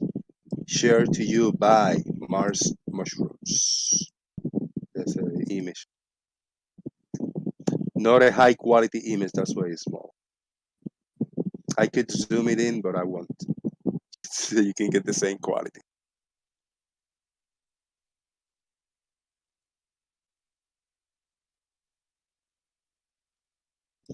So there you go. Wind is fake. This tide was not caused by the wind. This wave and this water banging, or was it? Come on. I've got a question. Does Coriolis cause, or is it in part responsible for the global sea currents? It has to do with it. Yeah, it absolutely does. So if we didn't spin, the like the North Atlantic current, which is responsible for why I'm not in an ice sheet right now, that would actually stop then. Yep. Yep. Fuck. Keep spinning. Right. Well, it's been doing it for quite a while now. I don't think it's in any hurry to stop. Are we actually slowing down spinning, or are we just are we being measurable at a constant rate? We're slowing down. Oh my god! Now I'm worried. Shit. No, don't. No. You got a few billion years. You got a few billion years left. Yes, but I am. I've never been proved to die yet. I think I'm immortal. This worries me. You're not. Well, you say that. You can't prove it. I could. Shit, you could as well. I know where you live. I could. I just realised that. I mean, it's okay, mate, because I'm not going to, but I could. Problem is, it's not a lesson you're really going to learn from because, well, you'd be dead. No, because eventually, I guess, if I was immortal and there were no other catastrophes or anything, we'd just eventually get tidal locked to the sun, wouldn't we? Yes, every planet would do that. Any orbiting body will eventually become tidally locked. Do you think that some of these news and articles, like the Earth is slowing down and the Moon is going further away from the Earth, do you think those are like to freak people out, fear porn, so people get scared? Because there's gonna be some laymen that are gonna read that, are gonna freak out. They have no fucking idea what they're talking about.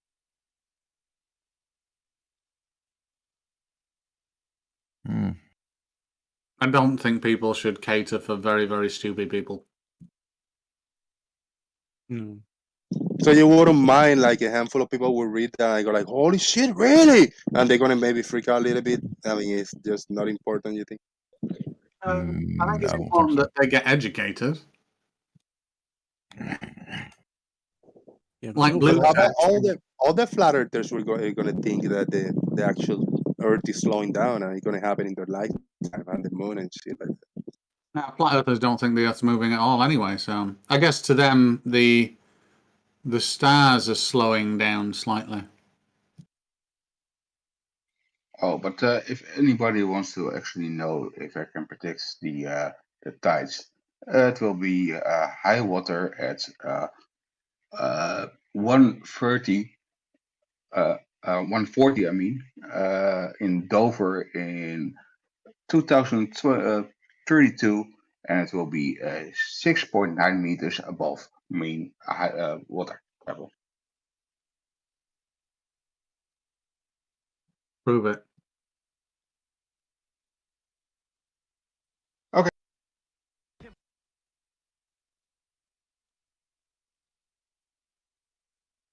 Blue, out of interest, how much do we slow down in like the course of a year? Do you know? Oh, I can't. I don't know the numbers off the top of my head, Stingray. It's a tiny amount. Very, very small. In fact, I think it sometimes it actually speeds up a little bit.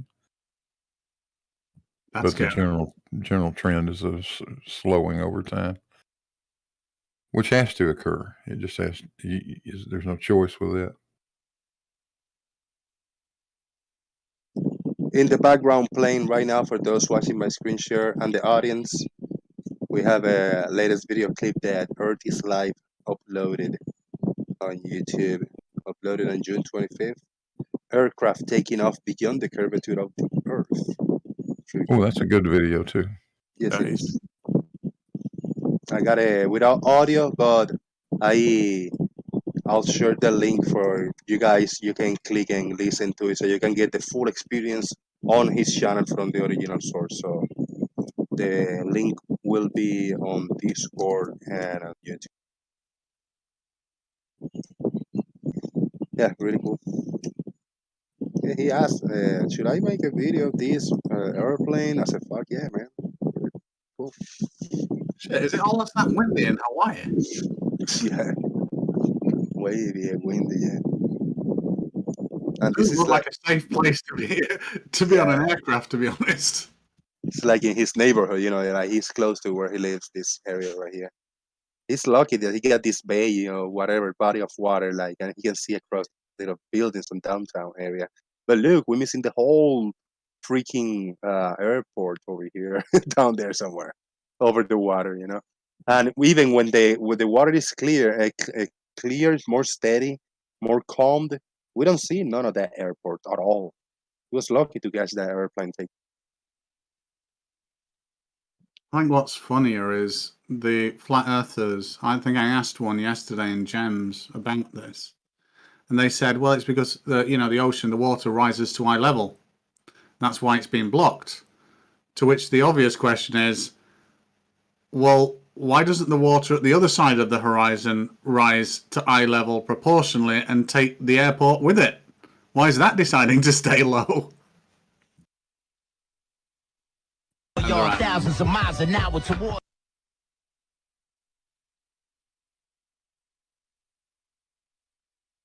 Yeah, and I like this clip. This clip is very steady or whatever. It's being it's being manipulated to get it steady and in the middle of the screen.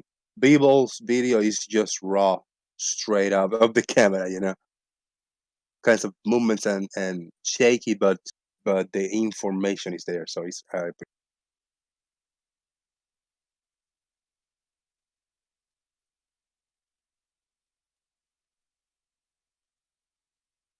Yeah, and the runway that airplane's taking off from is already about 12 feet above mean sea level.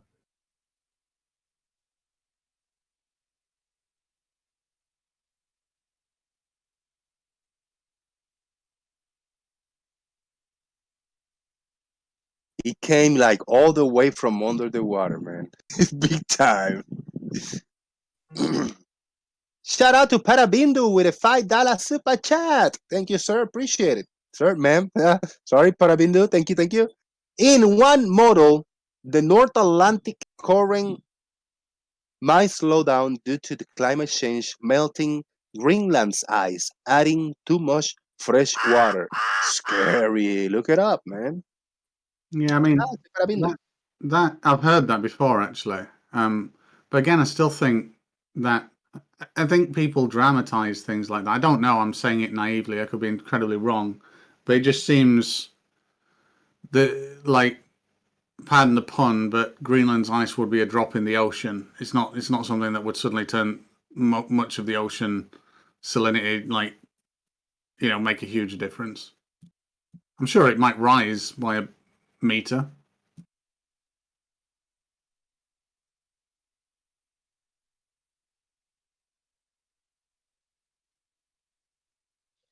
You mean the ice melting in the sea?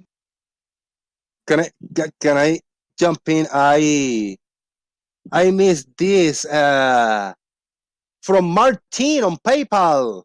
Martin says, "Have 10 straight dollars." We were talking about straight lines and drawing a straight. Martin, thank you so much, man. How the hell did I miss that, bro? Boom! Thank you to you. Straight up $10. The other thing that I don't get about the climate thing and ice is I used to watch, I don't anymore, but I used to watch Deadliest Catch. And I watched it up until about maybe 3 or 4 years ago. And in the Bering Sea, every season, I don't know whether it was just bullshit dramatization made up, but it's like every year, more and more of the ice encroaches on the fishing ground, moving further south. And it's like, well, hang about, isn't that supposed to be melting? No, it's the breaking of ice. That's the problem. No, I've been watching that. I still do watch it now. There is another series on at the moment, and yeah, you're right. It does seem that every year that encroaching ice is forming earlier, coming further south than it did before. Yeah, it isn't just breaking up, Tiny. It's actually the ice sheet that's forming because they need to stay away from it. Not because of floating, floating little icebergs or anything like that, or sheets of ice. It's because the main ice sheet is more of the ocean is freezing year on year. Oh, that's what the show dramatized anyway. Well, the problem is that they'll put their pots down, and then if it ices over the buoys that tell them where the pots are, and that they throw their hook out to catch. So if it ices over, you've just lost some very expensive kit that you can't get back because it's now it's under the ice. And of course, if the ice gets any thicker, then the ships aren't survived to withstand it. They're not designed because they're not icebreakers. Legend says that this guy on screen is still trying to climb back up. I've seen that one, yeah. I was That whole more guy's talking. just a sheet of ice, isn't it? I was more talking about the rising of the water level. It's not the melting ice; it's actually the breaking of ice that actually ends up in the sea. Because if ice melts, about 70% of an iceberg is on the water, and it's only about 30% it expands. So it's actually expanding. It's above the water. Yeah.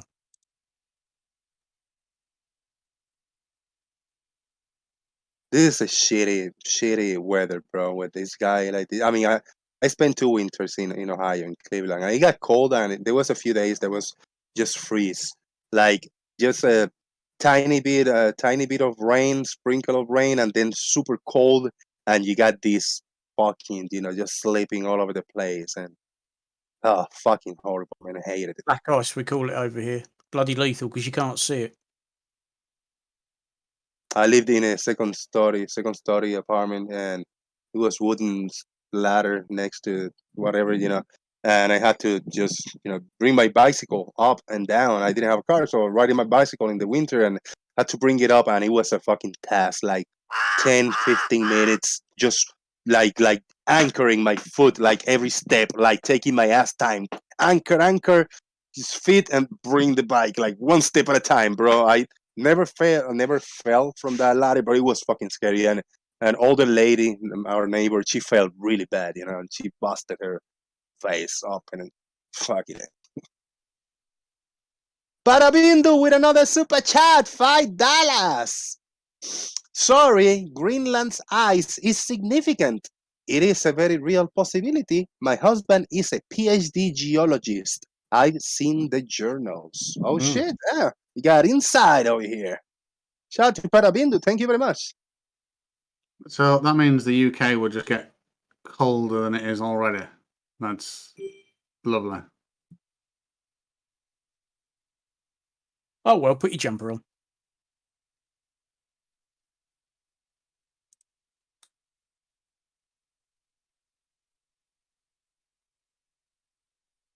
There was a I mean, I never understood, I never got into it, but this debate about what the real terminology is.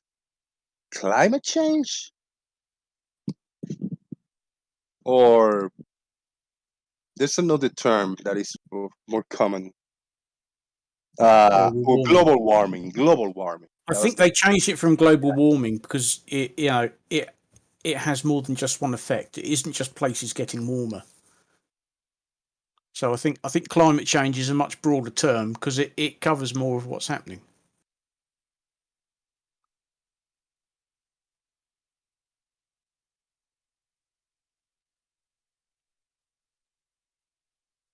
I think I heard that when I heard flat earthers claiming victory for the name change, because that name change, even though happened earlier, but it got more like it got rectified. Like no, you cannot use global warming anymore. It's climate change. Maybe 4, 5, 6 years ago, when the flat earth started getting hot on YouTube, is when you start seeing the change of this terminology. So flat earthers claim victory for that. Well, they would, wouldn't they? Because they've got nothing else they can claim. Because they had global in the phraseology, so they thought they couldn't say global. That's why they changed it, because the Earth is flat or whatever bullshit.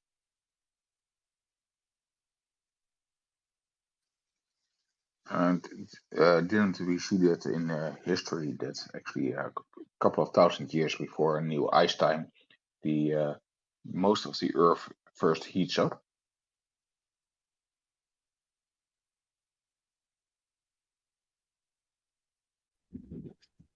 Jose, yo, you got 1 hour, man. 1 hour. 6:18, right? 6:18 for me. Yes. It Well, is I mean, you can 5:40. do it anywhere between 18, 20, 30. I mean, as long as A it's minute or close two, give or to the take. last, as long as it's close to the last screenshot you took, Around the time, it doesn't really matter. Right, okay. Is it sunny over there? Can you think you'd be able to do it today or no? It is sunny. It sprinkled a little bit. It's a tiny bit cloudy, but the sun is up. Yeah. Will you be able to see the sun at that time? I think so now. When I was testing my diopter, bro, it killed me because I don't have dark shades or nothing. So I was trying to via the phone try to point at the sun. So it's gonna be a close area, man. I'm gonna try to get the crosshair right in the sun, but I don't know, man, because my eyes just play for me. Yeah, just get as close as possible. Right, yeah, I would.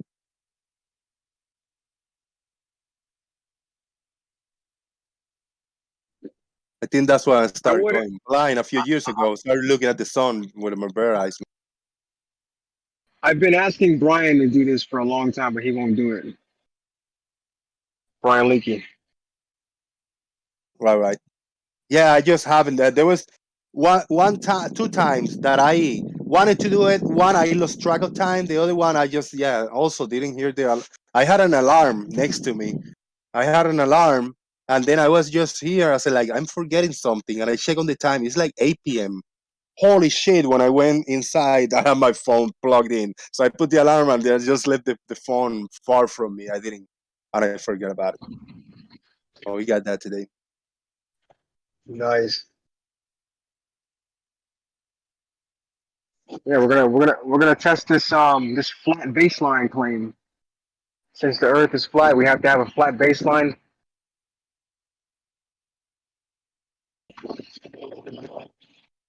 How about How about a universal model? The Earth has its season, which you can predict. The sun and the moon can affect climate change and the tides due to pressure. Shout out to Scientist Traveler. That's his idea. He's trolling responsibly.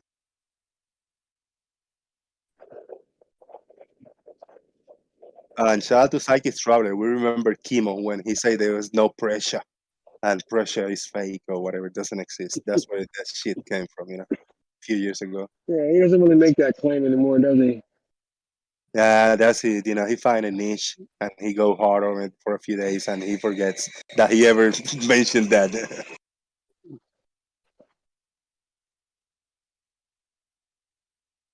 I mean, he have made some crazy phobic statements back in the day, and he still denies that he said that. So, well, he doesn't have credibility in my eyes. Kimo doesn't. Hey, Jose, do you agree that if I gave you two latitude and longitude positions, that you could figure out the distance between them?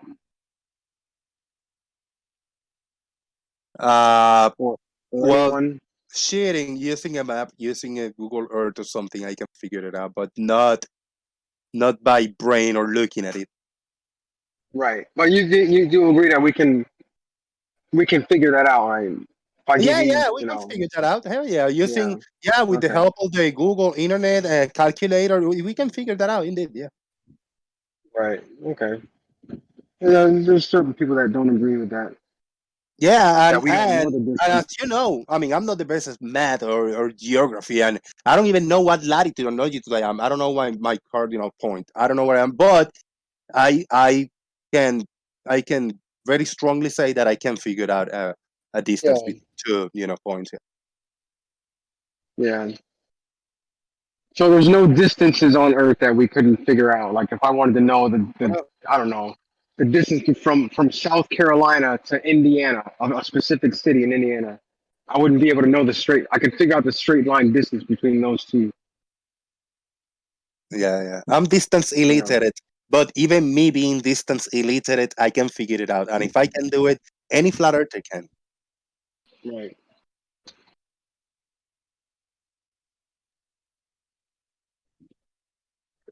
That's why it was it's hilarious when I was talking to Whitsit about about the flights in the southern hemisphere, and he was asking me to prove the distance. How do I prove the distance? What do you mean? How can you prove the distance? I mean, you just look it up. There's trips, either cruises and boats and fishing and trips, planes, all kinds of trips, and that you can figure out the distance. You can find out a bunch of ways. Well, apparently the flat earthers, we don't know the distances. There's just no way to know. Is that even possible if travel happens between one point and another? How dumb can they be to say that there's no set distance between 2 points? Yeah, exactly. Well, how do I prove the distance? Like, I mean, I can let the airplane tell me, right? Or I can just use find out the distance between two grid coordinates or latitude and longitude. And I'm pretty sure the airlines know how much fuel to put in the airplane because of the distance.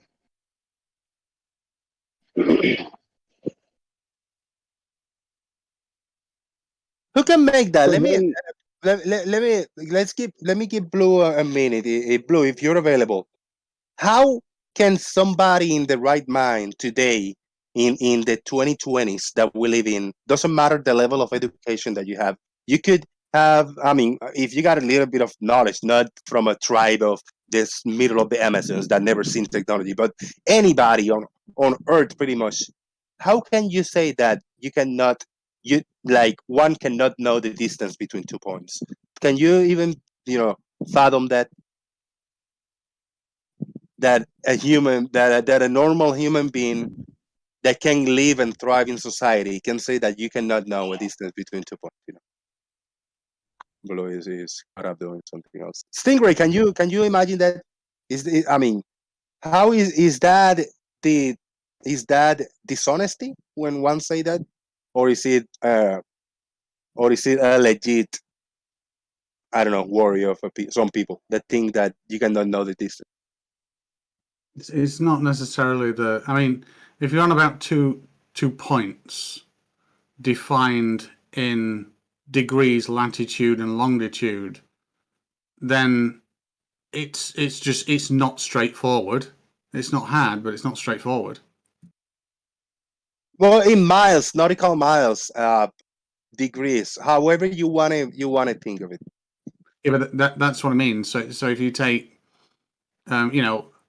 90 degrees versus 45 degrees latitude, the distance between the equivalent longitude points is different in surface distance. So you have to take the sphere into consideration when you're doing that. But on a flat Earth, you'd have to take some other shit into consideration. I give you a straight up example. The distance from Puerto Rico to the Dominican Republic, which is the neighbor island. How can one think that nobody knows what distance that is between the west coast of Puerto Rico to the east coast of Dominican Republic? Oh, easy. They don't make tape measures that long. Give me.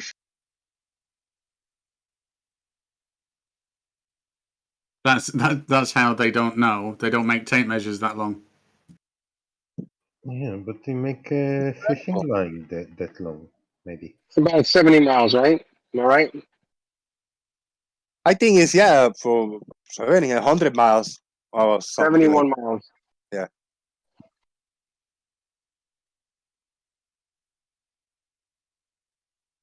But it's known, like from California, from the United States to Hawaii, from the closest point or whatever, from the coast of California to Hawaii. There's a known distance, either in nautical miles or miles, just miles. Yeah, it's known. Well, yeah, exactly. It has to be known for airlines. Exactly. Yeah. How can one deny that? That is just unknown. Yeah, that was the argument. Like, how do we know how do they figure out the distance? How do they know the distance? I'm like, they have to know the distance. It'd be a problem if the airline didn't know how far they were going and didn't know how much fuel to put in the aircraft. That would be a problem. There'd be airplane crashes all the time.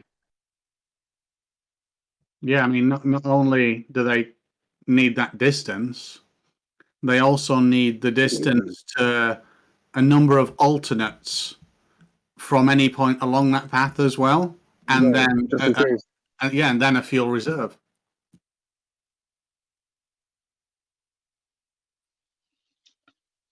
Well, this is what we use for an estimated on at sea. What I'm sharing now. To me, it just says stream paused. Robert? Well, Tiny Captain has minimized their application. Sit tight is what it actually says. Yeah, I'm working on one screen, so I have to switch. Wait 1 minute. It wasn't working, Tiny Captain. Your screen share. Tried to share it for YouTube, but it didn't work.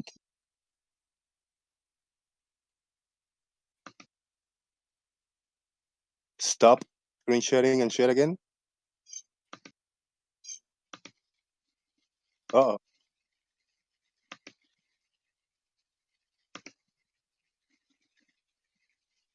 Let's see now.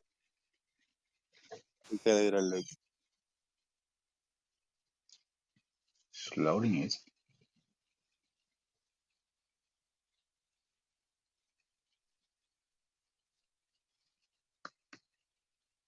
Flat earthers say that there are lots of airplanes and crashes all the time, and most are just covered up to hide the flat earth. No, never mind.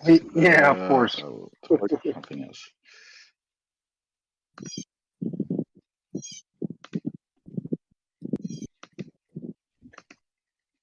Sure, it doesn't So work. currently in flight right now, there Yeah, is probably a I'm not flight at home, from so Johannesburg to Sydney in flight right now.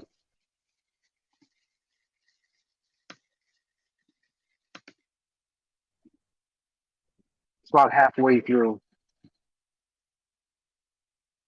What was that again? Earth is life. Oh, can you hear me? I'm sorry. Yeah, you know, you were heard, but I had my headphones. I got tangled in the cable. I pulled them off for a minute. No, I said currently in flight right now. There's a flight from Johannesburg to Sydney. To where? About? To Sydney, Australia. Oh, from Africa to Australia. Yeah, Africa to Australia. All right. I don't know if I can find this, but if anybody find a link for that, we'll take it. Yeah, I'll send it. B-ball, I'll pull a flat earther and say, is there actually a flight, or are you just looking at little kind of graphic on a screen? Of course. I'm just looking at a little graphic on the screen that represents. Is it a real plane? Is there a plane there, or is it just a charade that they're running for the net? You know? I would suspect, this is a stretch now. I would suspect that there are actually people on that little red airplane in the center of the ocean. I'm only speculating though. You think there's people there? I don't know, man. I haven't talked to anybody on that plane. You know? I'm gonna assume there are. That's a very big assumption.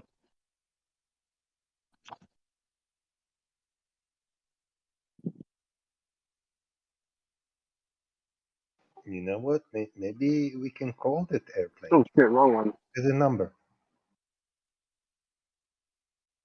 Flight number? No, telephone number. To call it. Oh, you mean like the in-flight phone? Could be Back cool. in the days they had them. I don't know about now. Alright. I got up, I don't know, Flight Connections is the first link that I found over here. Here it is. If you have the app, it'll look better. Yeah. Alright, let me open this one. The one you shared. Flight Radar 24.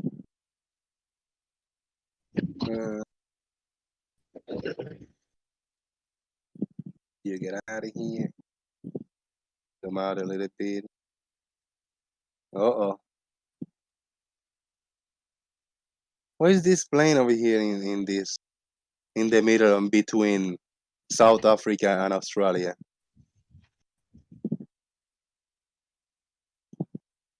Little plane over here laughing.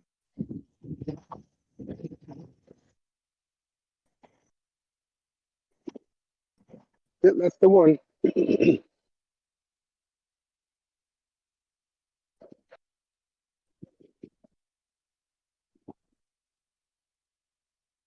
And this is the Qantas plane.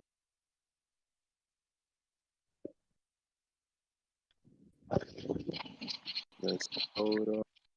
Oh, it's a photo of the plane. Uh-oh. So if you click, I think if you click follow, there you go. Or yeah, go click more, the little three dots where it says more. Right.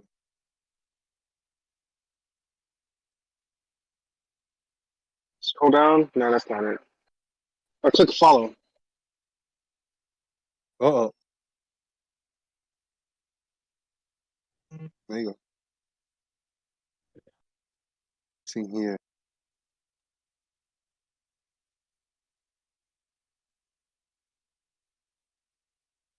The plane is showing that it's still in this one option, but you gotta go back. Yeah. Got a 3D view, Jose. 3D view. It shows Google Earth. Where is 3D view? I think no, but I think that's in the paid. That's in the. Is it? No. No, I've done that. Yeah, with the upgrade. Yeah. It might be a subscription. Yeah. Yep.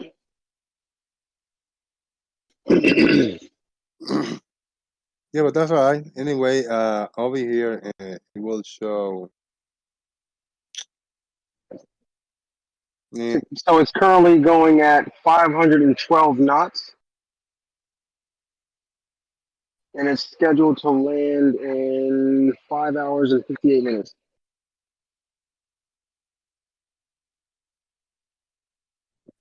We can see already where it has left and where it's going right now. Let's approach. Ooh. What is playback?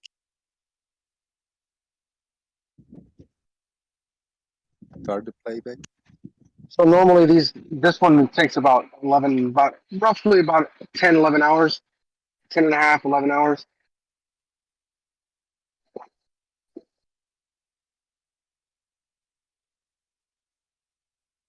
It's just the flat earthers just can't figure out how this flight is going so fast across the flat earth.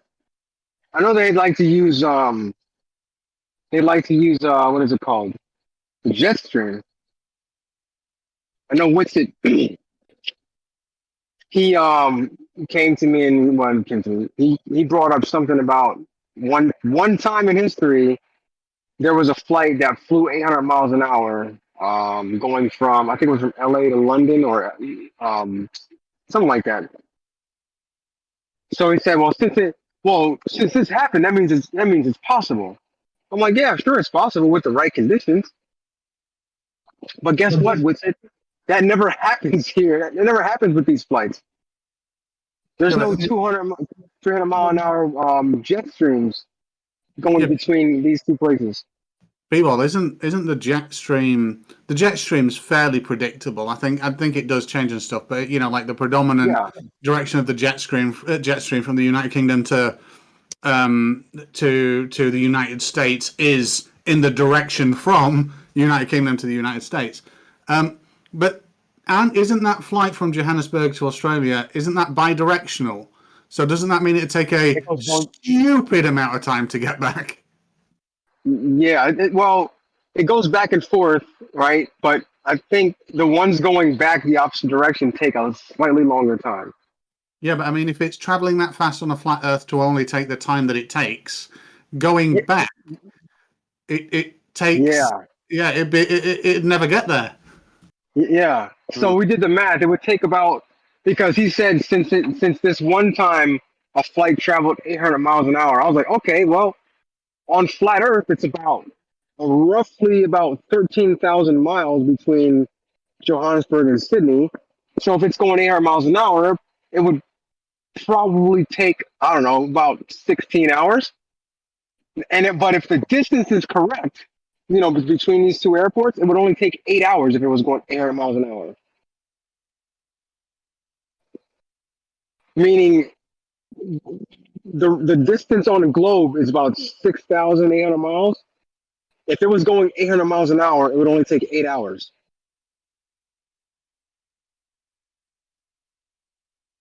And this is how we getting the information where the plane is going.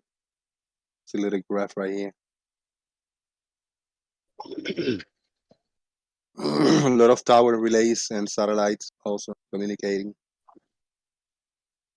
So this is when they claim they don't claim a map or a model. When they have problems like this.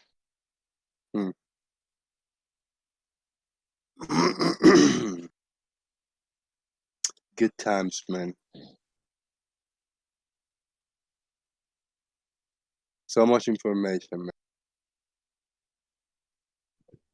But you must deny that. Yeah, you basically have to say that all the information that's coming from this is a lie.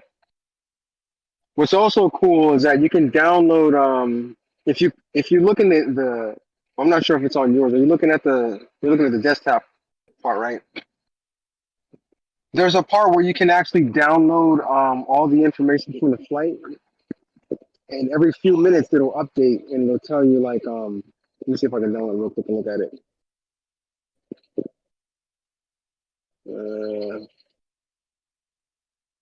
It'll tell you like it'll tell you the GPS coordinates. It'll tell you the speed. It'll tell you the altitude. And this is every few minutes. And they put it on a spreadsheet.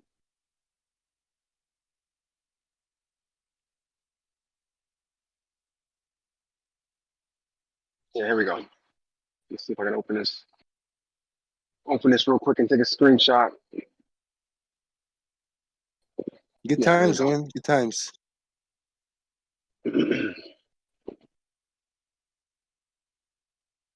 This is a different website, and it's a like fly from Johannesburg to So here's just a quick screenshot. I can't I don't know if I can post the whole thing, but you can post it. Well, it's a PDF. Oh, no, I'm sorry. It's hold on. Okay.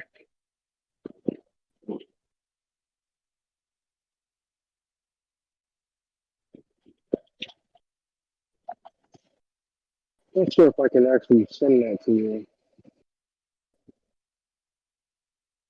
No. It's 11 hours 45 minutes from Johannesburg to Sydney. Fucking A. Can you download that, Jose? Let's see. That PDF? It's a spreadsheet. I don't know what you're sharing, but yeah. There you go. Can you see it? Yeah, so you see the different columns, or you probably have to turn it to answer. Okay. So it has different columns, right? And then the first column is like a timestamp, and then I think that's like the another timestamp, and it has the call sign, the position, like the GPS position or latitude, longitude. It has the altitude, speed, and then the direction. And if you scroll all the way down, it's like every few minutes it'll update. Okay. For each flight.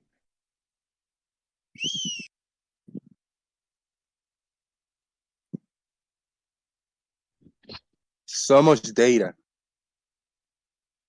It gives me a headache.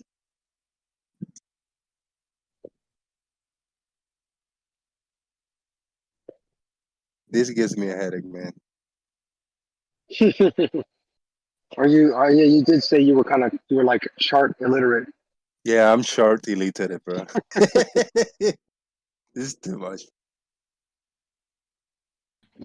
Shout out to everybody in YouTube land. I haven't forget you. I was just caught up on looking at the website. Woo! Almost gave me a headache. Discord user shared a link. I'm curious to see what Discord user shared from Soundly. Uh-oh.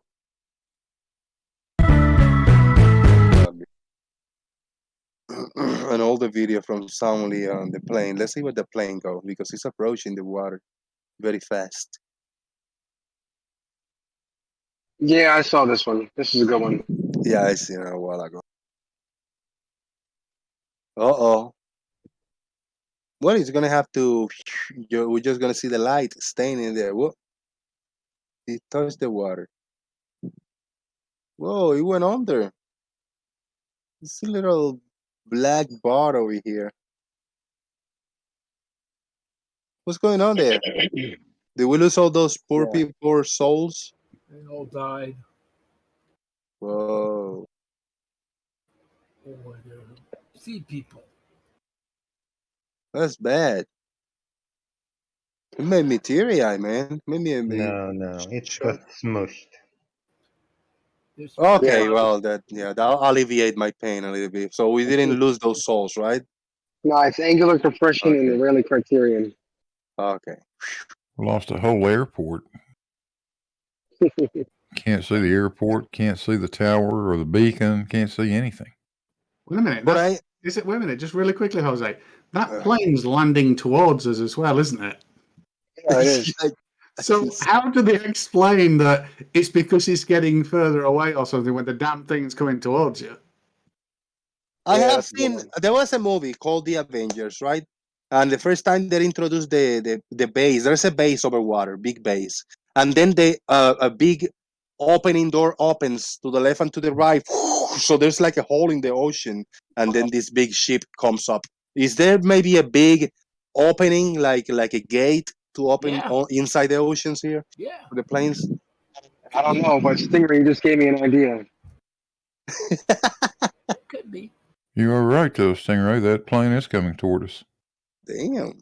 Are you impressed, Blue, that I can tell with the lights? Yeah. Well, the fact that I can see the landing lights is a good giveaway. I think it was in the description, isn't it? It says that in the description. You mean the one that we've never seen? Well, you can tell by the tip lights. Red lights on the right side of that airplane. That means that's the left side. The left side. That's the left wing tip. So he's got to be coming toward us. Yes, but I didn't know that, Blue. I was just looking at the landing lights actually facing the camera anyway. So yeah, that's Yeah, no matter which way. I mean, yeah. Is it the same as with us, Blue? Starboard light and port side light? I want to read this sentence in the info of this video that I'm going to share. Planes landing at the New Orleans International Airport are seen from Mandeville, the North Shore, crossing below the horizon prior to landing. Yeah, the landing light or the anti-collision light on the port wingtip is red. Starboard wingtip is green. Yeah, same as us ships. Yeah. And how do we know it's not the past the Rayleigh criterion? It's said to be colorblind and be a pilot.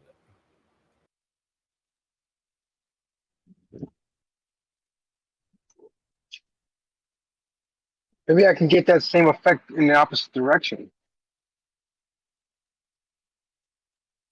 Thank you, Discord user. I'll forgive you for being so disruptive in the voice chat, talking too loud and over talking people over here. I'll forgive you, man.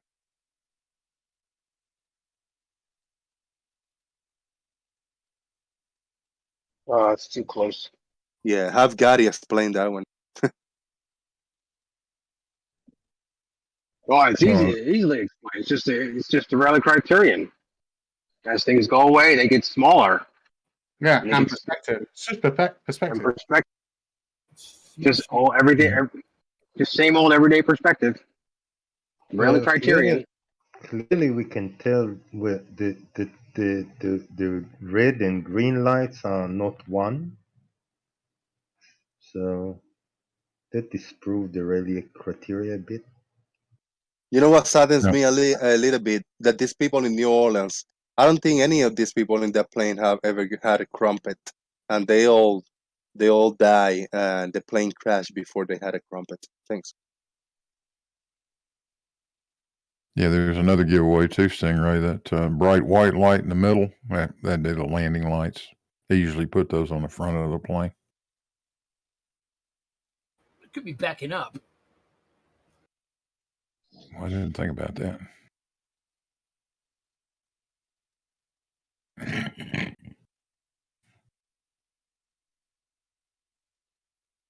I want to give a big special shout out to all of you guys over here in the Discord and everybody watching. Big support today. Over 40 people watching most of the show. 50 plus earlier. Thank you guys for keeping an eye on when the streams are live, and it's cool that I open the show not a specific plan, but we always get a combo going. So it's kind of full of all of our sleeves, in real time. Is unpredictable and it's cool. So thank you very much, everybody, for checking in. You can expect the unexpected. Make sure you like and share. Hell yeah! Never had a oh boy a bit of crumpet. Right, it's been fun, guys. Gotta go. See you later. Thank you, Stingray. Appreciate it, brother. Take it easy, Stingray. I am hanging in here because I am 5. Let me grab my phone. I'll be back in a minute. I'm a few minutes away. You still got a good 10 minutes. Oh, if anybody wants to actually for this kind of videos also wants to know the tides at that moment at the port, I have Admiralty total tides.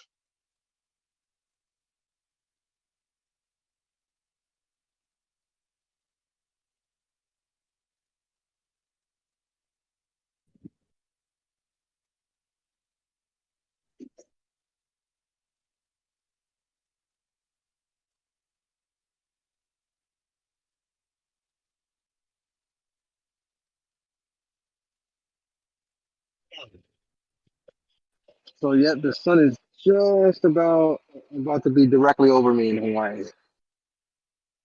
Around this time of year, you get something called Lahaina noon, where if you have like a pole or something and it's perfectly straight up and down, you'll get no shadow at all. Isn't there a statue or something? Yeah, there's something downtown. I've been wanting to go there. It's like it's this sculpture, and the only time any other time of the year, it's like it's got a weird shadow, but only during a Lahaina noon, it'll make a perfect circle on the ground. I actually I've been trying to. That would be worth going to, man. Yeah, I've been trying to get down there, but I'm always busy. Let me see if I can find it. I saw some photos from it. It actually looks like a really bad rendered game. Like you actually do not have the power of graphics to actually render shadows. Oh, sorry? I saw some real photos of it, and it actually looks like you actually had to turn off shadows in the game or something. It looks strange. The statue or whatever. Yeah, I've seen that too. Yeah, let me see. Yes, photos from in the city where you see a bunch of lampposts without shadows and stuff like that. Yeah, I have a feeling. Give me a second. I took myself. I sat and waited until this happened. Okay, I got my phone on hand. It is 6:11 p.m. and in a few minutes, I'm gonna take the screenshot. Okay. We're gonna do. I'm just gonna post a quick picture and see if I can find it. Yeah, go.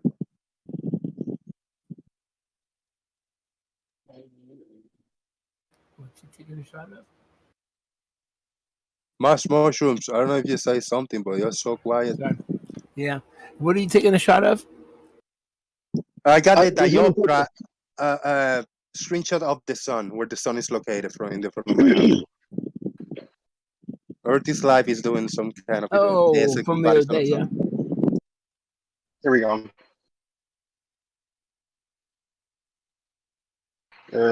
No, wrong server. There we go.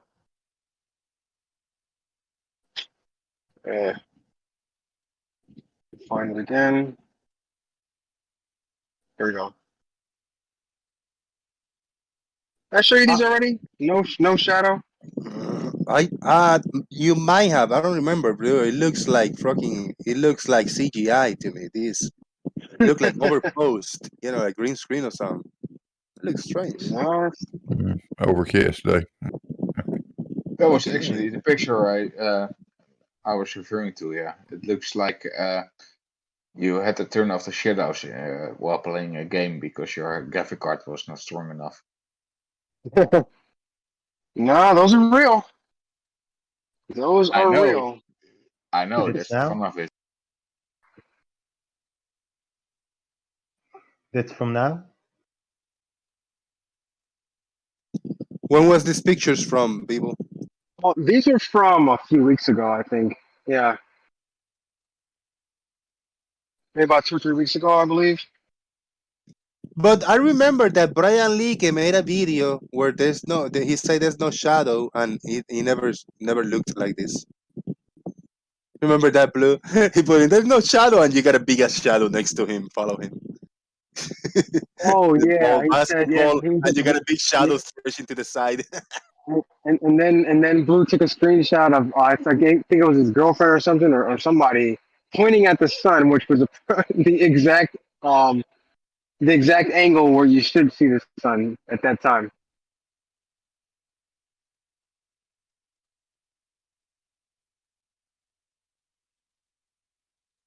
No, I expect everyone to make sure that you are subscribed and get the bell notification icon on, because I just put this in my brain and my heart that I'm gonna go live really early tomorrow. We're gonna do the late frog late froggy show, the early froggy show, the Arwin sucks show, the sucking frogging show, Okay. something.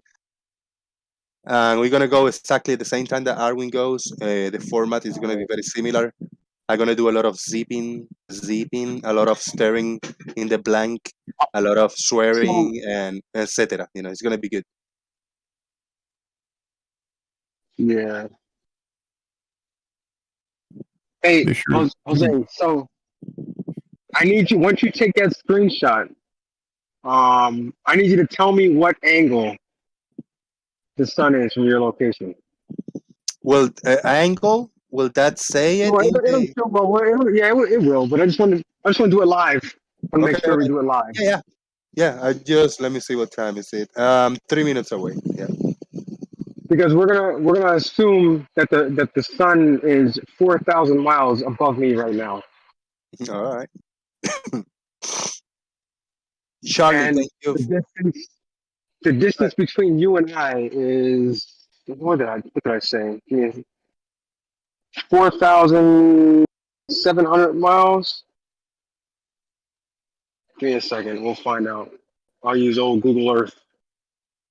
All right. What I'm going to do, let me turn the laptop camera on so I can point at myself taking the screenshot. So there's no trick, you know. Let me see Yeah. if I can do Oh, this. still CGI. So 4,675 miles from me. So right now we're gonna make a baseline of a triangle 4,675 miles long. So that's a straight line, the base of the triangle. Right. and then the sun is directly above me, 4,000 miles, right? So that means you should be seeing the sun at it should be about 40 degrees. I don't know, man, but I'm gonna point this out there, so I'm gonna go over there and take the screenshot. What did you see there? What did you see there? I see a black hole forming. What did you see? I don't see anything. I mean, I see. Well, looking at your camera. yeah. Oh, I see you. Okay. Like Trees. about, yeah. Okay. The road. Right. Okay. All right. All right. Let me go ahead because it is. Oh, it's 1 minute away. Yeah. Let me start setting this up. I'm on it. I found some cheap dark shades, so I'm gonna use that. I'm gonna mute background noise. You guys can find it right here. Mute.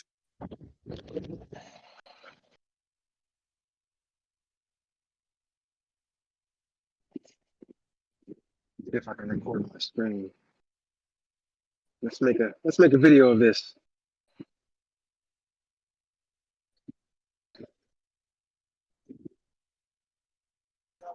Oh, I see you, Jose. This is what it's all about right here. Look, there's almost barely a shadow here. A little tiny one. And my shadow is like right below me. And the sun is right there.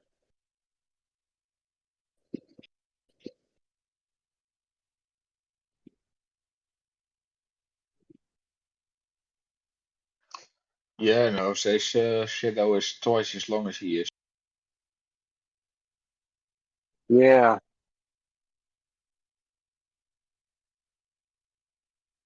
Oh, wait a minute. He's behind the tree. You can't see him. I think he's taking. Yeah, it's even more, twice as long.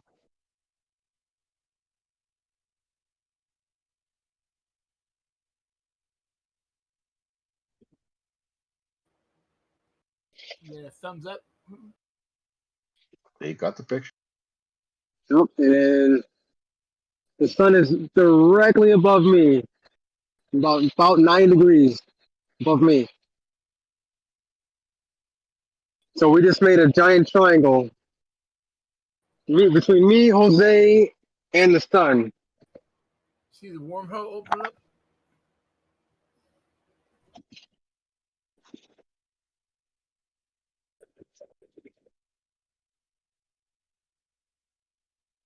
Sorry, guys. I hope you saw me the protocol. You know, I had to do some. I had to do some stretching and a protocol to do the screenshot. You know, I gotta stretch myself and do the wavy walk move and shit. I hope you guys enjoyed it. Thank you very much. Can you post the picture in Daily Boom? Yeah, I'm on it. Trickery. I was behind the tree. Yeah, there was trickery because I was behind the tree. They say that was a punch. Yeah, I know. I said something about that. I'm like, oh shit. CGI. Let me see what we got. I took 2 screenshots. It doesn't work where, you know, when I got the take picture from the actual diopter app doesn't work, so I have to do the screenshot from the whole screen. So yeah, it should come up. Wait, don't tell me yet. Don't tell me what it is. Let me see. It should be. What should it be? Let's check this. Let's see if the predictions are correct. It should be about 26 degrees. All right, let's see. Daily boom on sensor. There goes the image. That's it. Oh, 23. Yeah, you're close enough. Yeah, I don't know how straight, how center it is. It's close enough, I guess. Yeah. That's the best of the 2 images that I took. Pretty much the same one. That good? Yeah, that's perfect. That's perfect. Well, on flat Earth, what it should be is about 40 degrees. if we just made a giant triangle and the sun is 4,000 miles above me right now. I'm gonna screen share that to the audience now, so we know what we're talking about.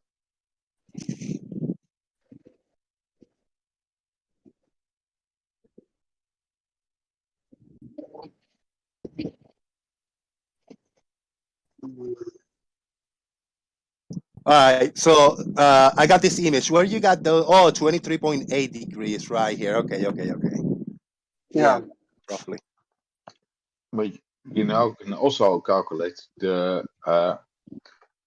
if the Earth was flat, how high the sun should be according to this calculation. You know you just doxed yourself, Jose. And yes, there's my latitude and longitude. I know. Fuck it. I don't give a fuck. Just I don't think flat earthers are too smart enough to key this in. What are they gonna do? Come in and bring me crumpets? Bring me some crumpets if you show up. Oh wow! How far did I say we're apart? How far? I'm gonna do something. But Oh, the sun looks 4675. angry. Look at that. It looks angry. The sun, man. Yeah, it should be 40 degrees above the horizon. If there's a flat baseline. Look, it said and 39 and 39. Is that it? That 40? But Earth is flat. That's assuming the height of the sun. Yeah. You can also calculate now Yeah. with what we got now for measurements, and you're directly how high the sun should be on a flat Earth with these measurements. Yeah, exactly. Well, we are assuming this the height of the sun. We're just taking what flat earthers claim it is, or but some of them are claim. I mean, we could put it at 3,000. We could put it at 5,000. Or calculate now what actually this will say. You don't know what the sun is. Oh, yeah. So okay, I see what you're saying. So given the angle that he's looking at it from,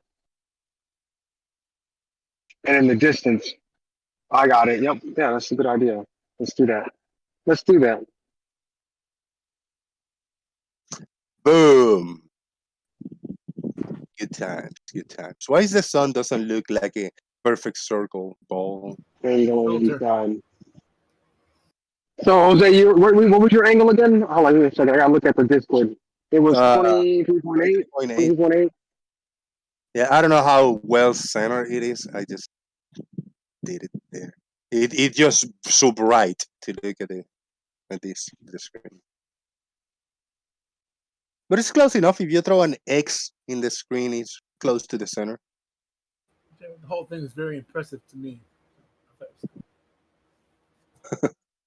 3.8 and B is. Jose, there's this app also has a crosshairs. 7.5.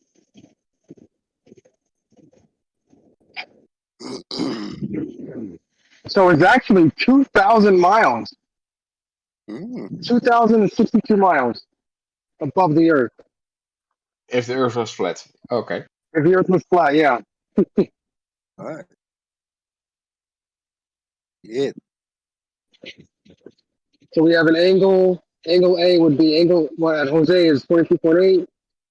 The distance from between him and I is 4,675 miles. That makes the height above me 2,062 miles.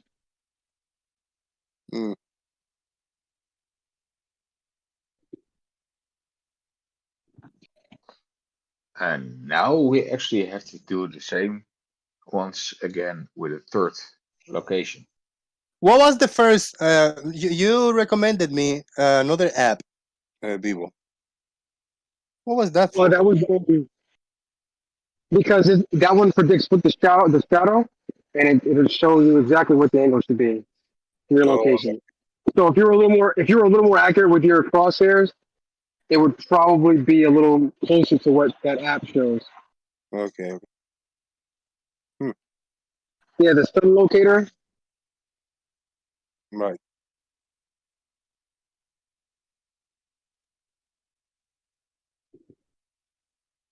Cool.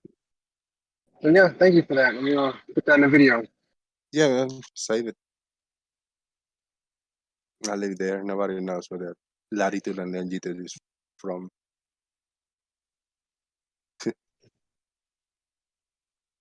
Yeah, I'll block that part out. It's all right. All right, let's do a round of final thoughts and get out of here. Accomplished. Mission accomplished. Big Blue, if you are there for final thoughts, let's go. I am here, Jose. Hey, thanks for the show today. And I'll be definitely tuning in for your early show tomorrow. Be sure to berate the text chat while you're doing all that, okay? Yeah, of course I am. It's the main goal. Sure, that's the requirement for an Arwen lookalike show. Anyway, have fun, everybody. See you later. Thank you. It's going to be a little challenging because, as I stay earlier, I haven't watched the Arwen show in a few months. All I've seen is a few clips, a minute or two clips here and there. So I'm going to go for that. But that minute or two clips is all I need to do a 1 hour show. Thank you. Oh, occasionally you need to get all red in the face and scream at the microphone and stuff. Yeah, man. I'm gonna stare to the sunset every once in a while. Stare at the at nowhere and good stuff. The seats. Yeah, I'll probably even take my shirt off. Shit. Chaik, final thoughts. What can I say? I must admit, I miss Gary and all the Bryans. Where are they? Well, there was all kinds of information today about the ISS and water behavior. I don't think they were too happy to come in and hang out with us for that. Discord user, what you got, man? Good show, Jose, even though you scared off all the flirts, says Discord user. Thanks, man. Mars Mushrooms, PhD. I got in late, but I enjoyed it as always. And the last part with you guys doing the little cameras, that was really cool. Yeah, man, appreciate it. Earth is life. Final thoughts. Hey, great show. Again, I probably missed the beginning of it, so I'll go back and listen. But thanks for that screenshot. Thanks for the participation in my stupid little demonstration. But it was fun. Yep. I'll see you next time, Jose. I'll see you next time, man. It's all good. I appreciate you. And Tiny Captain, final thoughts. Well, thanks again to make me part of it. It is always fun, and well, I'm enjoying it. Thank you so much. Thank you, everybody that was here earlier and had to leave. I'm gonna go eat now and chill, relax, and I'm gonna go inside for a few hours to cool myself off, and then I'm gonna set up a new scene for the Streamlabs with the Morning Frog show, and try to come up with a name, a smart name. If anybody have a good name for the mockery for the early bird show that I will do tomorrow, we're gonna do a Arwin type of format show, just me berating the audience. Please leave it in the comment section. Let us know your thoughts. Are you gonna wear an Arwen wig? No, I don't have one. I wish I did. So it's gonna be strange because it's gonna look exactly like the Arwin show, but it's just gonna be me behind the camera, in that little spot right there. It's gonna be a little strange. I will not change my accent or my face, but it will be just, I don't know, to throw people off. It's gonna be fun, man. I'm looking forward to it. Coffee. Yeah. Oh God. Thank you very much, everybody. I appreciate it. I'll say JG out and boom.